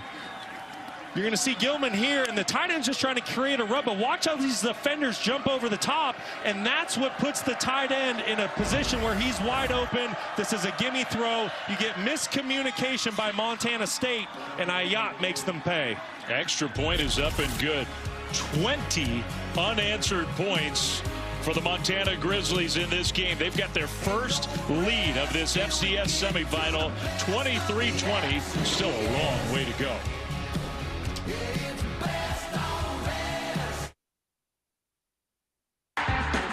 There are 204 miles of interstate between Missoula and Bozeman. And to the fans of the Montana Grizzlies and Montana State Bobcats, anger is the point in a rivalry that so perfectly divides the state while also so perfectly defining it.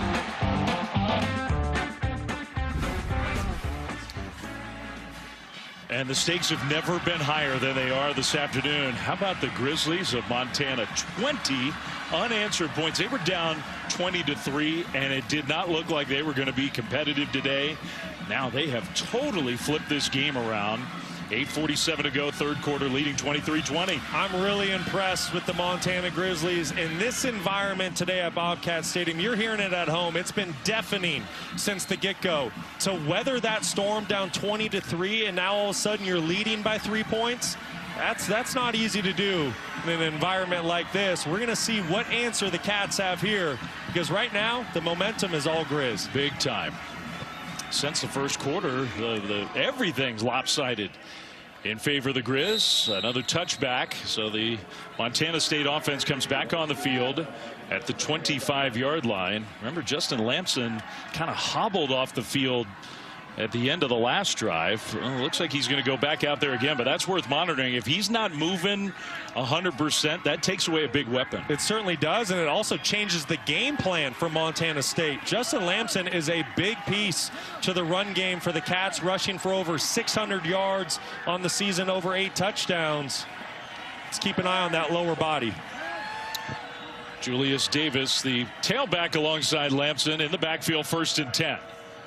And they will hand it off to Davis. Cuts it right, breaks a tackle. But pretty well defended, gain of 3. Let's go down to Dawn.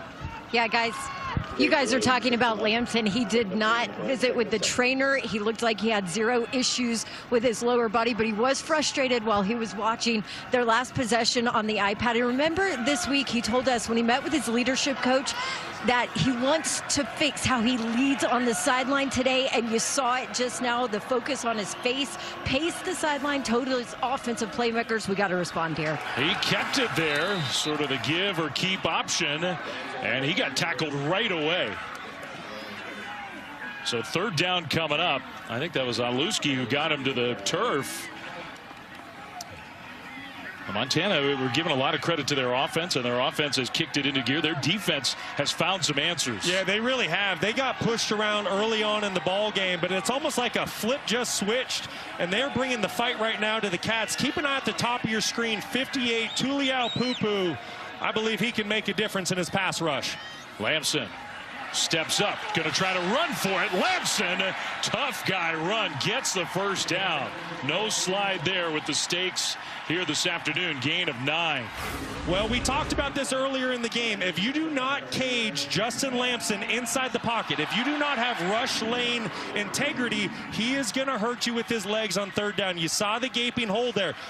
It's important. Defensive tackles, you need to build the wall. Defensive ends, you rush to the depth of the quarterback, and then you start to squeeze the pocket. That is not what the Griz did there. Great job of Lamson getting a fresh set of downs when his team desperately needed it. First conversion of the 2nd half for the Cats. Lamson back to pass. Going to go deep, middle, and incomplete. Trying to hit Ryan King, but well over his head. 2nd down. And that's exactly what Justin Lamson talked to us about yesterday. He said in the first matchup, I missed Ryan King on that exact same throw. A big post down the field. He's a guy we want to get involved. He's got great size, 6'4", 215 pounds. Played power football at Georgia Tech in Eastern Carolina. Just a football that was overshot by Lamson. 2nd down and 10. Handoff Adam Jones. Jones straight ahead. Jones across the 40. Out close to the 43-yard line. And you wonder, last time they had third and about this distance, Brock, on their last drive, they threw the ball incomplete, punted it away. You wonder if they have a different philosophy here. Well, when you get to that 3rd and 4, 5, and 6, it's really tough. As good of a running football team as you are if you're Montana State, as you said prior, the Griz are doing a much better job of containing that. I do think at 3rd and 4, don't be surprised, though, if the Cats keep the ball on the ground. They're just such an excellent running team. They will throw it. Lamson in the pocket, plenty of time, delivers. And that pass is caught. And the extra effort to make sure Dane Steele gets the Montana State first down. You know, I'm really surprised with the Montana defense. They play zone coverage, and I want you to see these flat defenders. They just kind of get soft. They drop to the sticks, and that's what allows the underneath route. If you're going to play that soft, this is just too easy on a 3rd and 4. Usually you see teams 3rd and 4, 3rd and 5 or less go man coverage to make it more difficult on the quarterback. 1st and 10, Montana State. Dowler in motion, instead give to Davis left side. Hit the hole and gets shoved out of bounds. Hopefully everybody over there is okay on the Montana sideline. Boy, how about that stiff arm by Julius Davis? Ooh. Unbelievable. I tell you what, 5'10", 210 pounds, former Wisconsin Badger. This guy, he runs the football with bad intentions. He is tough to bring down. That was quite the stiff arm. He left Prince Ford wondering what just happened. Got close to 5 on that first down run into Montana territory. Handed off again, Davis. Left side, and just, the momentum falling forward. Looked like he'd been stopped for a gain of 1. Instead, he gets 4. Flem, that's unbelievable. I mean, there was nowhere to go with the football. The Griz built a wall right at the line of scrimmage, but that just shows the power and strength that Davis plays with, able to get positive yards. 3rd and 1, he'll stay on the field. Under 5 minutes to go, 3rd quarter. 3-point lead for the road team. Handoff Davis straight ahead, and that power again hit behind the line of scrimmage, but he gets enough for a first down. You know, I was anticipating the Cats to potentially go hard play action and take a shot there, try to catch the Griz by surprise, because as good as you're running the football, you have to feel confident if you miss the pass, you'll pick up a first down on 4th down, but nevertheless, great job getting a fresh set of downs. So Davis comes out of the game. Adam Jones back in. Ball inside the Montana 40, 1st and 10. Justin Lamson, the quarterback, play fake, throws it to Taco Dowler, gets a block, turns it upfield, and a penalty flag is down. Maybe Lamson got hit after he threw the ball, close to a first down on the play. We'll see what the penalty is.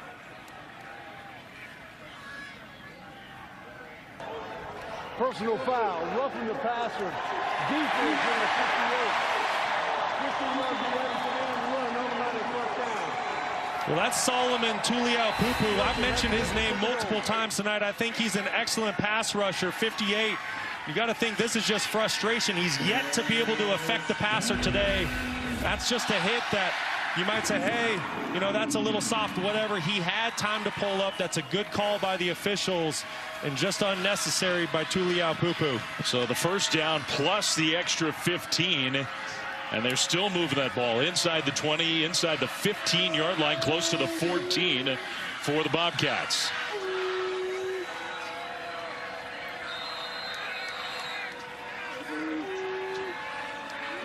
Jones shuffles left side. He'll get the handoff running right and falls forward for a gain of 2, maybe 3 on first down.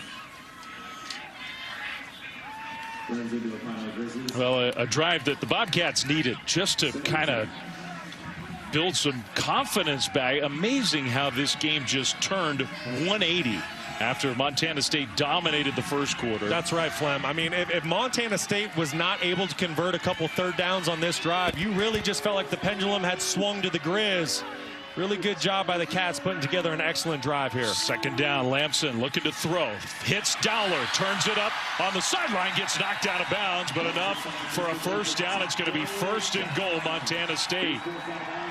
Waller knocked him out. Dowler's taking some big hits, including the targeting. Gets up What a route by Taco Dowler. Griz playing man-to-man coverage. Dowler sells the shallow cross, does an excellent job. Then he puts on the brakes, pulls out on the return. Completely lost the defender for the Griz. I said it before, Taco Dowler, just a route technician, so much football savvy, just a ton of fun to watch play. You got the power back, Julius Davis, in there. Extra tight end. Handoff Davis, 1st and goal. And he'll get stopped well short. Maybe got a yard on 1st down. Jake Mason made the tackle. I expect the Cats here to keep this football on the ground or go play action bootleg, get Lamson out to the perimeter. His legs are a weapon, as we all know. But just with the size and strength advantage inside for the Cats, we've mentioned it. They're all 300 plus. Defensive tackles for the Griz are 250 pounds. Davis out, Jones in. 2nd and goal. Lamson pitches it to the tight end, and he will get in. Touchdown. Rocky Lencioni. The freshman tight end took the little pitch forward pass for a 2-yard touchdown catch to put Montana State back in front.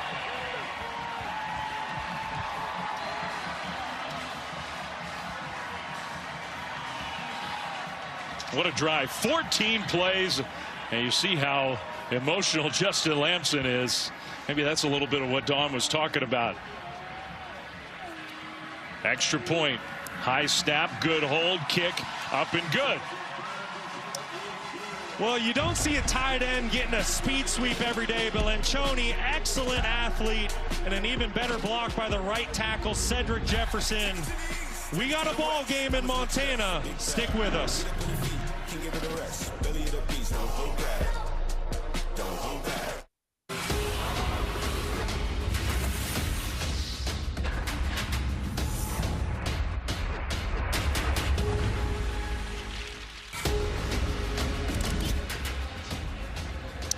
Well, in a lot of ways, the CFP modeled after the FCS playoff format, which starts with a bigger field. We're down to 4 in about 17 minutes of game time.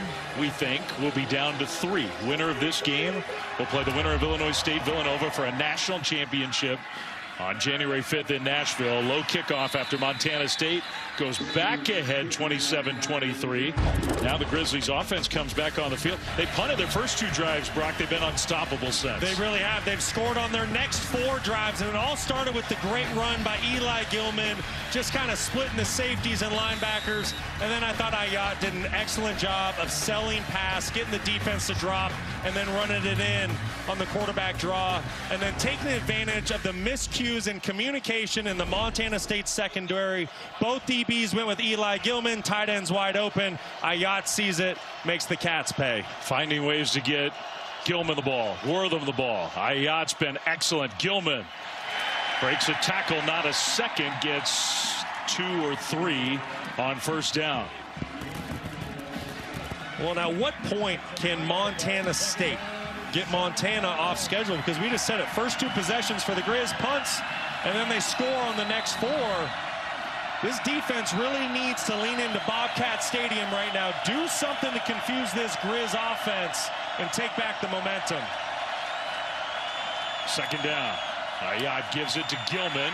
Little spin move, trying to get to the corner, and he's going to go backwards. That was a good tackle there by Petrie. Remember, he's the guy playing for the injured Caden Dowler to set up 3rd and long. Boy, and he's done a really good job filling in for some massive shoes with Caden Dowler, the Big Sky Conference Defensive Player of the Year. It's had a nice game, but this is the stop the Cats need. Bobcat Stadium is about to come alive on this 3rd and 6. And I would imagine Kenny Iden is going to get involved, number 11.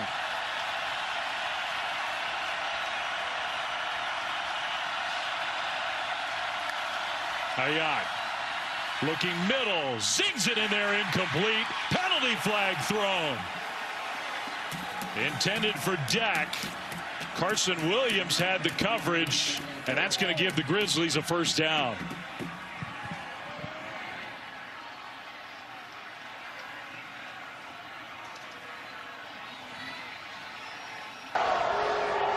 Pass interference, defense number 8. Bobby placed him in front of the foul.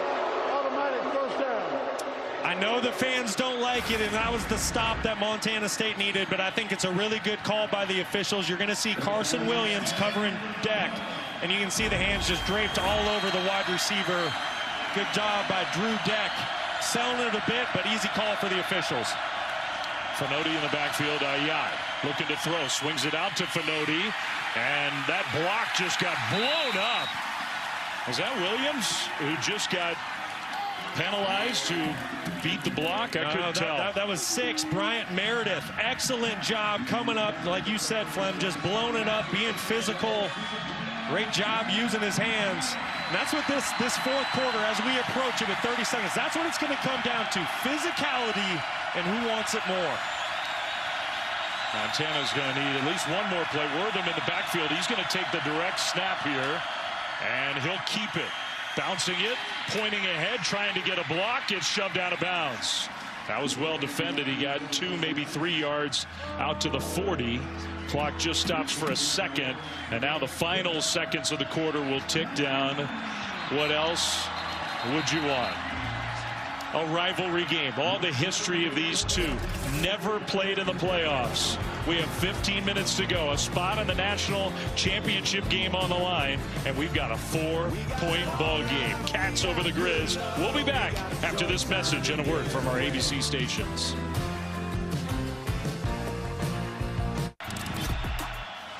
Championship in women's volleyball on the line tomorrow. A spot in the championship game at the FCS level in football on the line. Here we start the fourth quarter. 3rd and 9. 15 minutes to go in Bozeman. Montana down 4 with the ball, facing 3rd down. Ayat, who's played so well, back to pass. He throws middle and almost intercepted, incomplete. The first stop in a long time for the Bobcats defense. And that's going to force a punt by the Grizzlies to start the fourth quarter. Well, really good stop by Montana State, but check this out. You're going to get a corner here, and then you're going to try to run the post to the inside. If Ayat leads the post, there's an opportunity for a big play.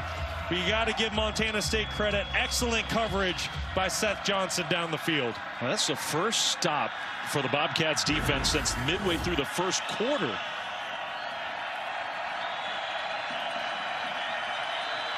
Punt team out there. Ty Morrison for the Grizzlies. Kind of a low punt. Taco Dowler, no fair catch. Going to turn right side. Penalty flags thrown, and now he slips and goes down. So you usually assume those are against the return team. And that's going to change the field position game for Montana State.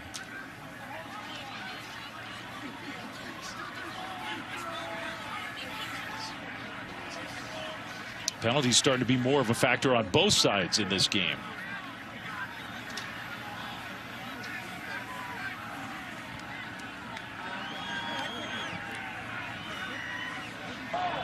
During the kick, holding. Return team number 3. Half the distance to the goal, 1st down.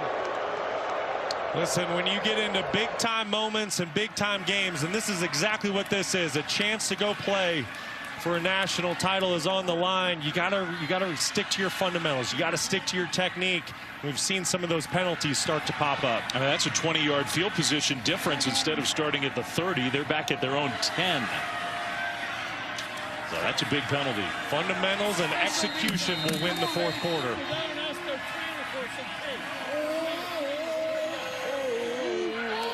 Lamson, hands off. Davis, first play of the drive. Julius Davis, he has done some tough running today. A gain of 8 on 1st down.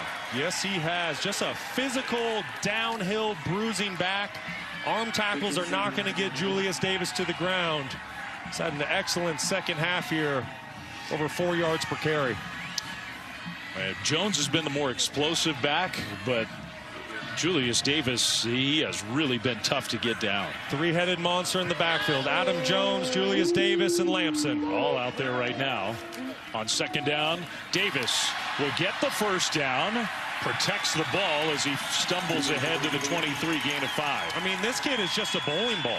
It's impossible to get him down. I mean, you see it. It takes 2-3 hits. delivering stiff arms, just constantly falling forward, getting positive yards for the Cats. And he's had eventful playoffs. He had the scene at the end of the game against Yale where he and his head coach were kind of getting into one another. He had the taunting penalty that wiped a touchdown off the board in the quarterfinal game. He is just playing tough here today. No safeties deep for Montana, baiting Montana State to throw the ball down the field. Jones, and he just barely got brought down by Lawler. Montana player down on the field. The other thing about playing without the safeties is with Adam Jones' speed, if he gets away from a first tackler, he's got a chance to go all the way. Grizzlies player down on the turf. We'll get you up to date on that when we come back to Bozeman. Media timeout. The winner of this game here, we're in the fourth quarter, close game in semifinal number 1 in the FCS.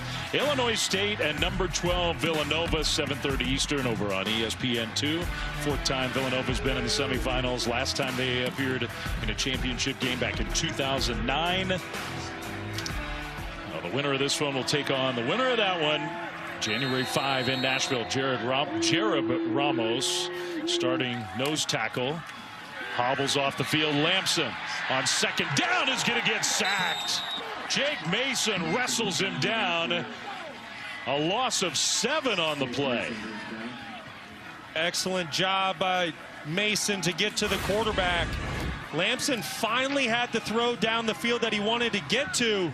He just didn't have time to as the pocket collapsed, got pushed down in his lap. You see 84 popping wide open down the field. Dane Steele. Just no time to deliver that football. Excellent job by Jake Mason. So now it's 3rd and 15. Deep in their own territory. Let's see how aggressive the Bobcats want to be. And they move. That's going to make the situation even more dire.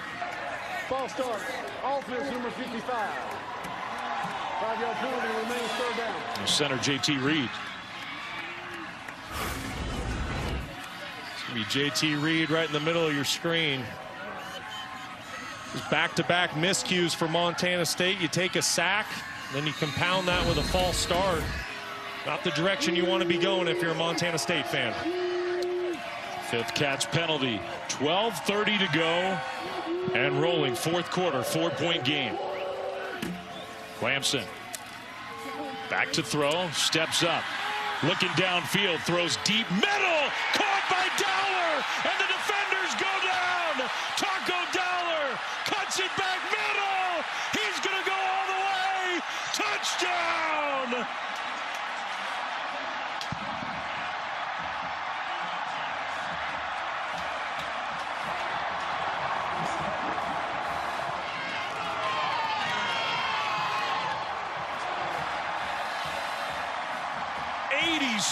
Yards on 3rd and forever. They finally hit that big play downfield.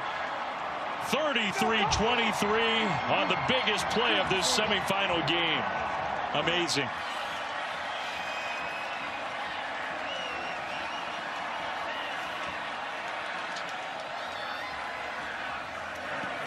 Extra point is up and good. That has a chance to be a moment that is remembered forever in Bozeman. What a play by Lamson and Dowler, but what have I said all game? You can't let Lamson outside the pocket. It's where he's most dangerous. And boy, did he make the Griz pay.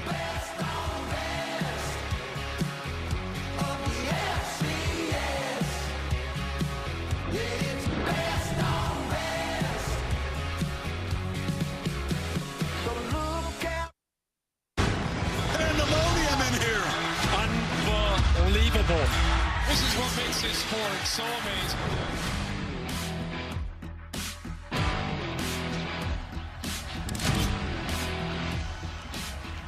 Well, I can't wait to see Dante Moore with all his receivers getting healthy again. That Oregon team could be real dangerous. Oh, yes, they can. Dante Moore, but it's also the rushing attack. It's the defense by Oregon. Autzen Stadium's going to be absolute madhouse this evening. Kind of just like Bobcat Stadium is right now. What a play. I mean, look, we'll see how this game plays out. There's a long way to go. Montana's already come from behind in this one very impressively. But we might have just witnessed one of the biggest plays in the history of Montana State football. Kickoff into the end zone for a touchback. Let's take another look at it. That's right, Fleming. It couldn't have happened to a better kid. This is a big league play by Taco Dowler. He's right here.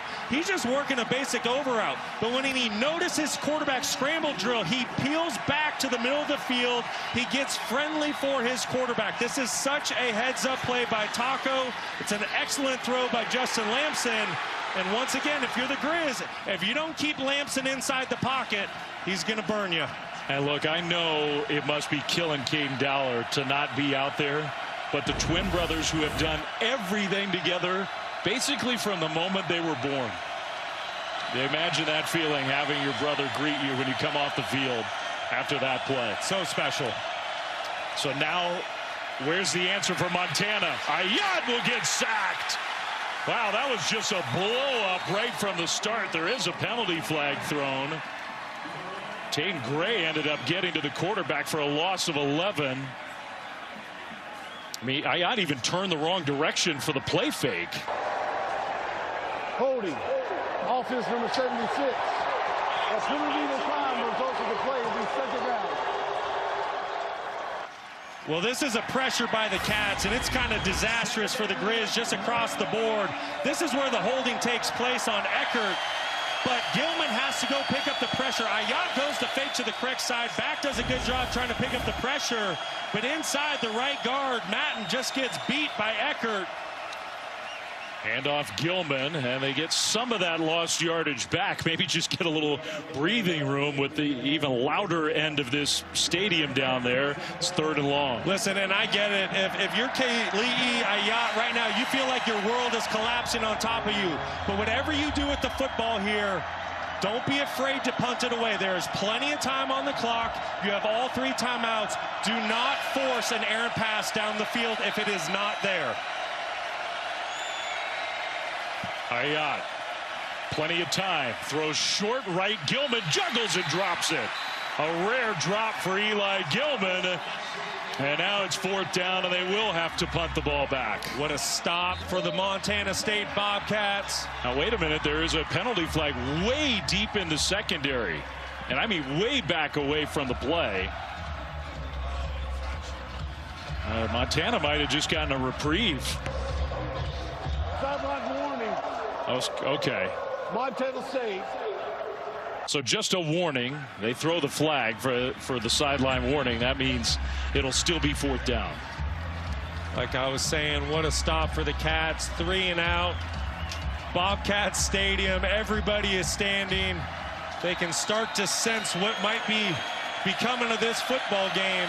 Important for Montana to stay composed right now. Morrison with Dowler back there. Taco's had a couple good returns in this game. Feeling frisky. Breaks a tackle. Right sideline. And out to the 40. What a player Taco Dowler is.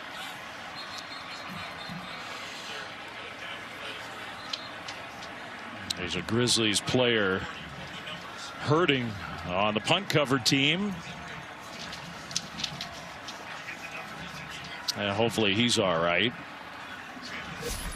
That might be the long snapper, Peibel. Well, there's the scene in Nashville, Tennessee. That's where these 2 teams are trying to get. January 5, 7:30 Eastern on ESPN. It's that Monday Night Football slot. The final week of the regular season when there is no Monday night game. We're happy to fill it with a national championship on the line.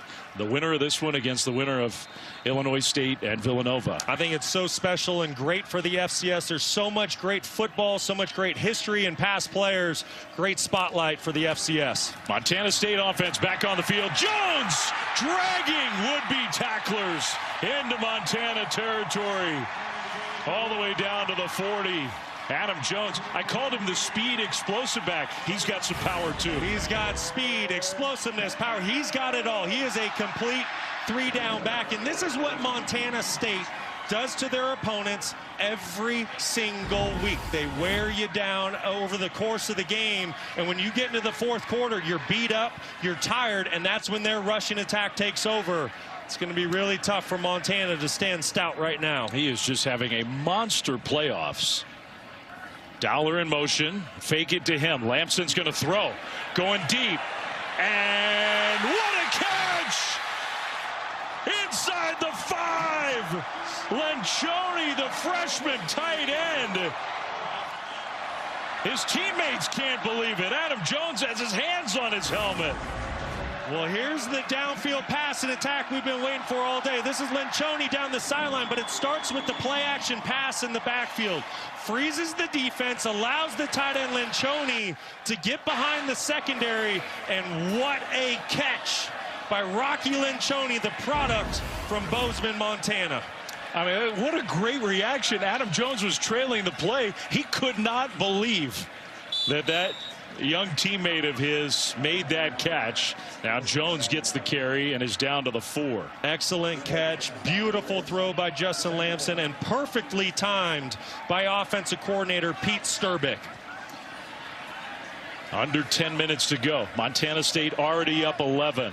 I mean, you wouldn't say this would finish it off. That's not the case. I mean, you're right, but it would all but be done. I mean, this is a time where Montana, if they want to have a chance, they need to find a way to get a stop or at least hold Montana State to a field goal. Montana was having a real hard time getting organized on defense. Jones straight ahead run and down to about the 2, maybe a little outside the 2, where it'll be 3rd and goal. I would be shocked if this football goes in the air. The way this offensive line has controlled the second half for Montana State, and really even early on in the first quarter, I expect the Montana State will keep it behind the big fellas. You hold them to a field goal, it's a 2-possession game. Touchdown means you're down 3 scores. A fourth quarter that has been dominated by the Bobcats. And now a penalty flag thrown. That's a false start. What a big penalty that is on 3rd and goal. Offense number 89. 5-yard penalty remains 3rd down. It's almost like they were in such a rush to get up there. Just so important. You're right, Flem. Just rush. You got to get organized. You have an opportunity to put the nail in the coffin if you get a touchdown. That's what we talked about. Fourth quarter, big-time games, big-time moments. Who sticks to their fundamentals and who can execute? That's a huge penalty. It might force the head coach's hand in terms of field goal or go for it if they don't get the touchdown here on 3rd and goal. Lampson looking left. Now he's going to run it. Lampson cuts it middle. Touchdown. He left the defender in his wake.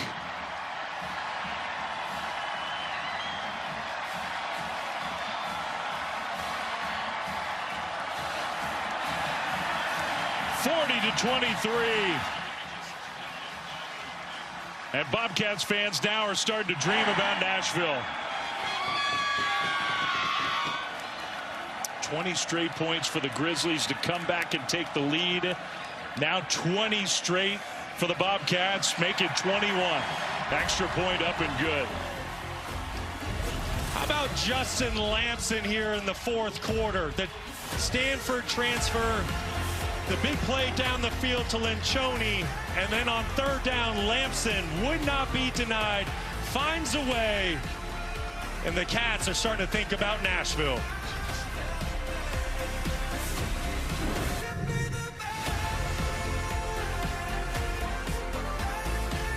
Section 102 to claim your prize. Under 8 minutes to go. Montana State at home with a 41-23 lead over their arch rivals. Montana trying to get to the national championship game for the 9th time in their history. Montana State trying to get back there for the 2nd straight year. You and I were there in Frisco, Texas last year. They came so close to their first championship since 1984. This may be the team to get it done if they can get through these final 7 minutes and 57 seconds. Kickoff deep. Montana Grizzlies need something huge to happen in a hurry. Wortham on kick return, and he gets stopped outside the 20-yard line. Let's go down on the sideline to Dawn. Yeah, Dave, Bobcat fans right behind the Montana offensive bench starting to feel it. They were so loud it was hard for Ayat and his teammates to even communicate down here. And when that last touchdown went on the board for Montana State, you saw a few heads for Montana drop. It was a quiet move to the front of the sideline for this offensive possession. Hard to blame him, Dawn. Thank you. 21 unanswered points after Montana had taken their first lead.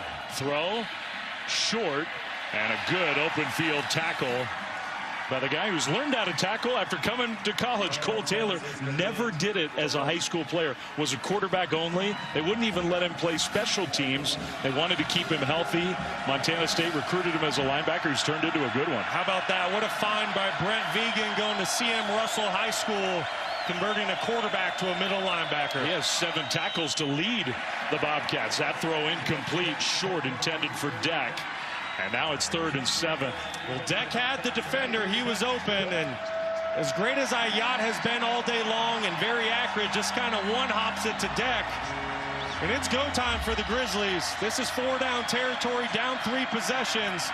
So if you're Ayat, you have to remember you don't have to get it all here, but you do have to get a guaranteed completion to at least make it 4th and manageable.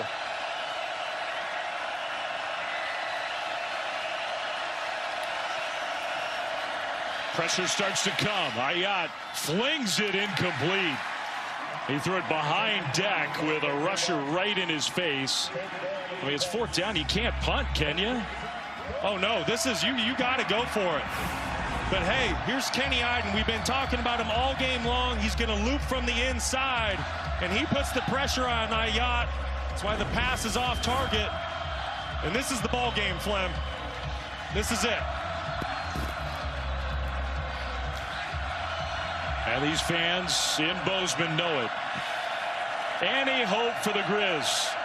They got to convert. 4th and 7. Ayat. Pressure. Picked up. Ayat. Intercepted. Coming back the other way. Inside the 15. Touchdown. And the Melstone kid, Bryce Griz, from 38 yards out. Maybe he's the Melstone Cowboy now. Younger brother of an all-time great here. With a pick 6 to basically put this game away. Bryce might be the little brother of the Melstone Cowboy, Brody Griz, an all-time great Montana State Bobcat. Watch him work right to left, gets right into Ayat's vision. And I tell you what, Bryce Griz just made a name for himself. A kid that had to travel 62 miles a day just to play high school football. If that doesn't tell you what these two programs in the great state of Montana is all about, I don't know what does. But Bryce Griz, in the right place at the right time, doing a great job of reading Ayat's eyes, drifts right into the window where they're trying to hit the deep in cut, puts the nail in the coffin, and Montana State, barring some sort of unbelievable miracle, is going to play for a national championship. I mean, a state full of small towns that love football. The Griz come from a town so small they don't have football. Had to go an hour each way every day to play for a high school team. Sort of epitomizes what this whole state is about in a lot of ways. And Montana State had the 20-3 lead. Montana scored 20 in a row. And now the Cats 28 unanswered. And the party is on in Bozeman. Gosh, just a waterfall here in the second half. Remember, it was a 4-point game. 3rd and 20. Lamson scrambles, hits Dowler, big-time touchdown. And the rest is history. Yeah, that was ultimately the play. I mean, there are a lot of memorable moments in this game. That 87-yard touchdown to Taco Dowler. There's another kid who epitomizes this state. Is going to be the one I think that's remembered forever. I mean, that was it. It was a 4-point game. Montana's about to get the football with great field position somewhere around midfield. And look at that in the 4th quarter. -2 total yards for the Griz. 160 for the Cats, but it really boils down to the 21 unanswered points. Like I said, it has been a waterfall of Montana State rolling over the Griz here in the fourth quarter. Ayat still out there, and that pass is incomplete. I couldn't tell if it was dropped or was too low to catch for Blake Bohannon. Well, I think it's safe to say that Montana State has broken the will of the Griz. That's just it's a drop. I get it. The ball's low, but at this point, the writing's on the wall. Everyone knows who's going to Nashville. And look, Montana has had a terrific year. They were undefeated going into the first version of Brawl of the Wild this year. As it turns out, they're only 2 losses this year. Talk about a bitter pill to swallow. Yeah, they're going to finish 13-2 with their only 2 losses to the one team they can't afford to lose to. And remember, they were ranked higher than Montana State, so if they got that win in the first matchup, they would be at home right now playing this football game. There's a completion out across the middle and a first down outside the 45-yard line. Bohannon held on to that one, gain of 20. And ultimately, you go back to that first matchup, it was really decided by probably 2 or 3 plays. Montana had the lead 21-17. There's a pick 6. Caden Dowler takes it the other way, flips the score. The rest is history. It's a 3-point win by Montana State. And here we are. Everybody was covered there. Ayat was just buying as much time as he could. Finally, essentially throws it away. Second down. We got a long way to go still in this game, but it will be interesting to see Montana State in that national championship game. They played so well today, but maybe even looser and freer. It's hard to say a national title game would be less pressure filled. There is so much buildup. So much pressure coming into this game. Ayat throws, and that one, wow, huge hit. The ball came out, and they did not blow it dead. Cole Taylor's going the other way. I don't think that was a pass that was caught. Bobcats fans think it's a touchdown, but I don't think so. And now, way behind the play, the officials are saying incomplete pass. Yeah, back judge, field judge, both of them waving incomplete. And I agree. I don't think Josh Gale had time to make a football move here. I don't think he had complete possession. That foot does not come down once he possesses the football. Great hit from Seth Johnson anyway to jar the ball out.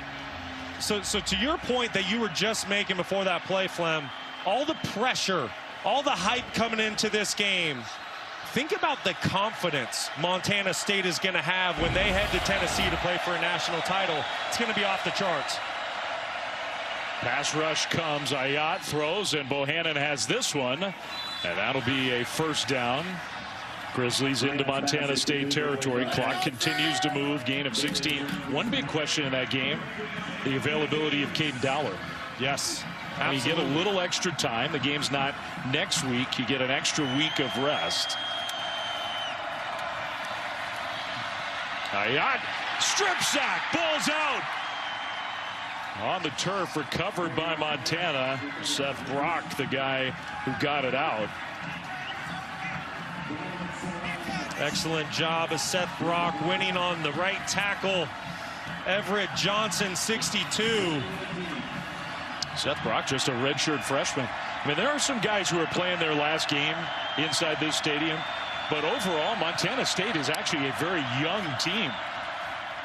Ayat again pressured. Rolling left is going to run and just run out of bounds. It's a great point you make. There's only 9 seniors for Montana 9. State. That's unheard of in college football. So if you're a Montana State fan and you like what you're seeing, expect to see a lot more of it next year as well. Kenny Iden, one of those seniors. We saw him playing his last game on this field that means so much to him. Paul Pratt on the defensive line playing his final home game as a Cat. Yeah, big number 41 representing the entire state wearing that 41 number. Timeout. Montana State with 3rd and 16 coming up. 4:10 to go in a game that was so close only a few minutes ago. But just incredible how fast that avalanche happened on the Montana State side. The Grizzlies just couldn't stop it. And of all things, it was on a 3rd and 20 play. Yeah. The Grizz think they're going to get the ball back down 4. That wasn't the case. Be a different kind of scene, won't it, in Nashville? The winner of this game plays the winner of Villanova, Illinois State. That game a little later, 7:30 Eastern, over on ESPN2. I mean, with all due respect to Illinois State and Villanova, in a lot of ways, I think both of these teams today viewed this as essentially the national championship. Without a doubt, the biggest sporting event in the history of the state of Montana. Stakes at an all-time high. Boy, and did Montana State show up. Yes, they did. 3 touchdowns in 5 minutes. They'll take some yardage on 3rd and long to set up 4th down at about 10. Good job of Ayat just getting a quick completion to make it somewhat 4th and manageable. I get it, clock rolling underneath 4 minutes. But the quarterback, young quarterback, just a sophomore, playing very smart, had an excellent year for the Griz, going over 4,000 yards after this game. Future's bright for Montana, too, with him. He is so good. Yes, he is. Kali'i Ayat on 4th and 10. Play clock winding down. Gets it snapped. Plenty of time. Trying to find somewhere to go with the ball. Will throw it downfield and almost intercepted. It was actually deflected and caught, but the receiver was lying out of bounds. It's incomplete. Now that's going to be a turnover on downs. The pass was actually caught sort of miraculously, but with the back of the receiver out of bounds, it's an incomplete pass. That was just a great job. It's Akari Carr staying with the wide receiver, Corbin Hendricks, all the way across the field, getting a hand on the football. And it is time to celebrate here in Bozeman for Montana State fans. Wow. Pretty remarkable play there. Yeah, he did not have full, complete possession of that football until he hit the white line. That's a good call by the officials. Well, they are still talking about it.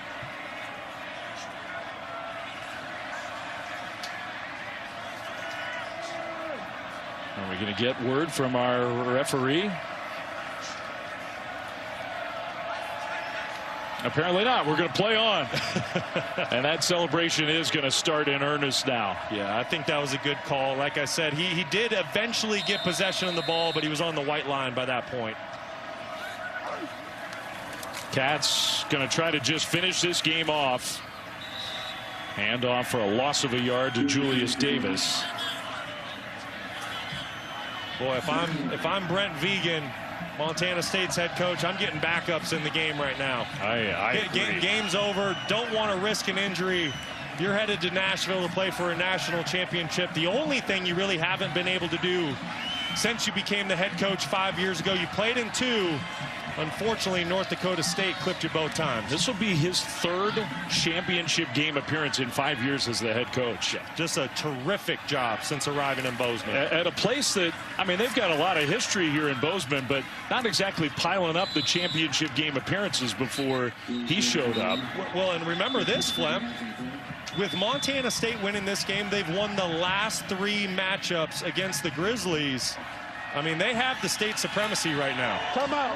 And in a lot of ways, they're winning and recruiting. I mean, you talk to both sides. Bobby Hauck was pretty honest with us about how, you know, right now, for the in-state kids, they've been winning a lot of those battles. They have, and you have to give Vegan a ton of credit and his evaluation of players. When we talked to Bobby Hauck this week, he just said, I don't feel like Brent Vegan misses on guys. He's a great talent evaluator. And he's certainly done that. He's starting to win over the state, and you see that just by how many kids are leaving Missoula. They're not staying to play for the Griz. Instead, they're hitting Interstate 90 and coming to play in Bozeman. And one of the stars of this game, Adam Jones, grew up in Missoula. Yes, he did. And made that drive across the divide down here, and is one of the best players on the field here today. Just a bitter, bitter pill to swallow on the Griz side for a very proud program with incredible history. Lamson will keep it. Lamson is going to get the first down. How about that? And stay in bounds. You got the 2-minute timeout, but now It's just about academic. Lamson knows it. Everybody knows it. They won't have to snap the ball to get to the 2-minute timeout. What a fourth quarter. What a game. I mean, the final score is not going to tell the true story of this game. Correct. The Bobcats have dominated the most important fourth quarter maybe in their program history. Taco Dowler, a play that'll be remembered forever in Bozeman. And he and the Cats 2 minutes away from a spot in the FCS championship game.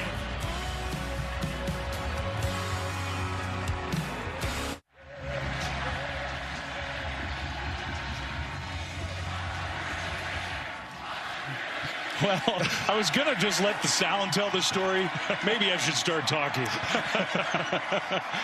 Not a lot of love lost between these two sides. And a party, one of the all-time parties, is about to break out here on a late December Saturday in Bozeman, Montana. 2 minutes to go, 48-23.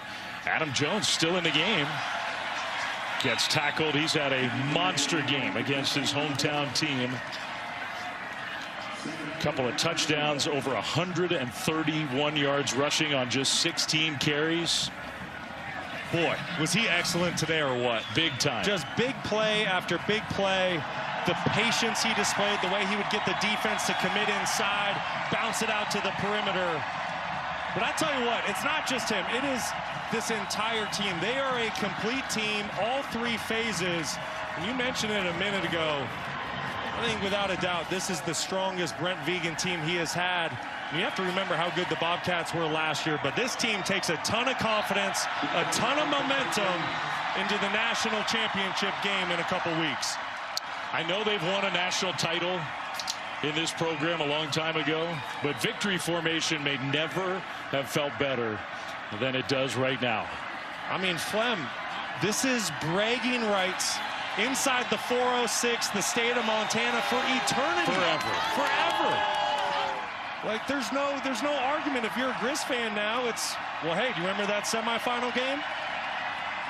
A place that cares about football as much as they do in Texas, in Alabama, in Georgia, in Ohio and Michigan. And here in Montana, it's the Cats who reign supreme as the final seconds are going to tick off the clock. And they make it 2 wins in the Brawl of the Wild in 1 year. That had never happened, at least in a long, long time. 48-23 is going to be the final score. And listen, you do need to tip the cap to Montana. They came to play. The score does not tell the whole story here tonight. They brought a physical game. They battled. But Montana State was the team that made the big play in the big moment in the fourth quarter, and they're off to play for a national championship. Well, in the middle of all of that, Dawn with Brent Vigen, the head coach of the Bobcats. Coach Vigen, you told me that you tried to minimize the magnitude of this game, but now that it's won, what does this mean? Well, it means we're going 2 more weeks with this team. We made it 51 weeks. That's a good team over there, and for us to put everything together and find a way, as much back and forth as there was, can't say enough about our guys and their belief, our coaches, everybody just continuing to work and find a way in the fourth quarter. Such a game, too. What do you feel like was the turning point for you guys?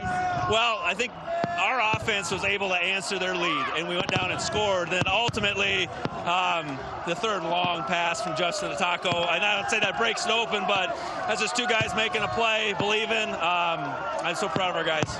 Speaking of Taco Dowler and that play and that catch, what went through your mind when it happened?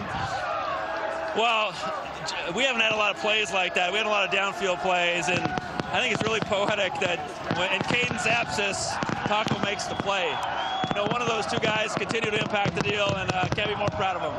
Heading to a national title. You like country music, Coach? I love it, yes. Congratulations. Thank you a lot. Thanks. All right, yeah, indeed. The Cats are headed to Nashville. That town, which sees a lot, they may not know what's about to show up.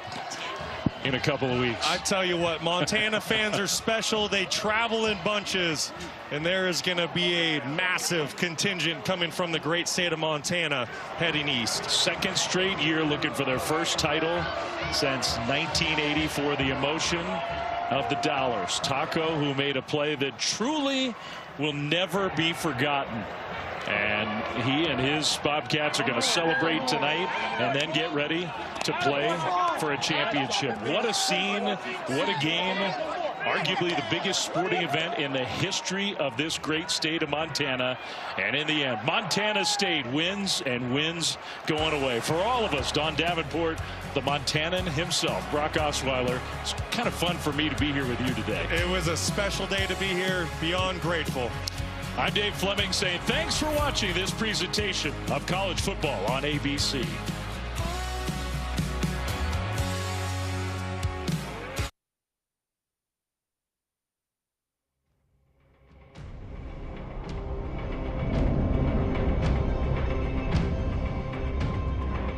Obviously bigger Division I rivalries all around the country that are going on, but you know, as far as a state and the size of the state and the perspective that they have on the game, you know, this one is very, very special. Rivalry week here in Big Sky country. All the makings of a classic. 18 for all of the Wild and Montana State and Montana. One of the best rivalries in college football. It is one of the most heated and historic in all of college football. And if this isn't the best rivalry in FCS, I don't want to know what is.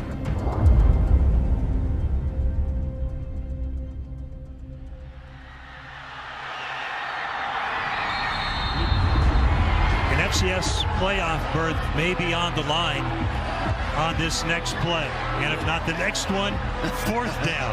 But the stakes for both of these teams extremely high in the 118th for all of the Wild. Let's see if they go back to Eastwood. Maybe Snead will fake and keep. We'll take a look.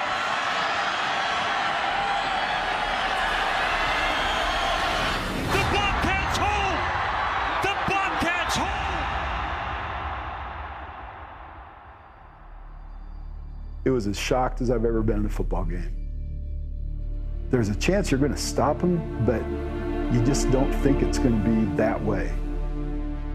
Now, you couldn't even write up a movie on something like that. It was one of the most amazing moments in the history of the rivalry, and the fact that it was such a microcosm of the season to that point for both teams, I think made it even richer. And then Coach Taya came up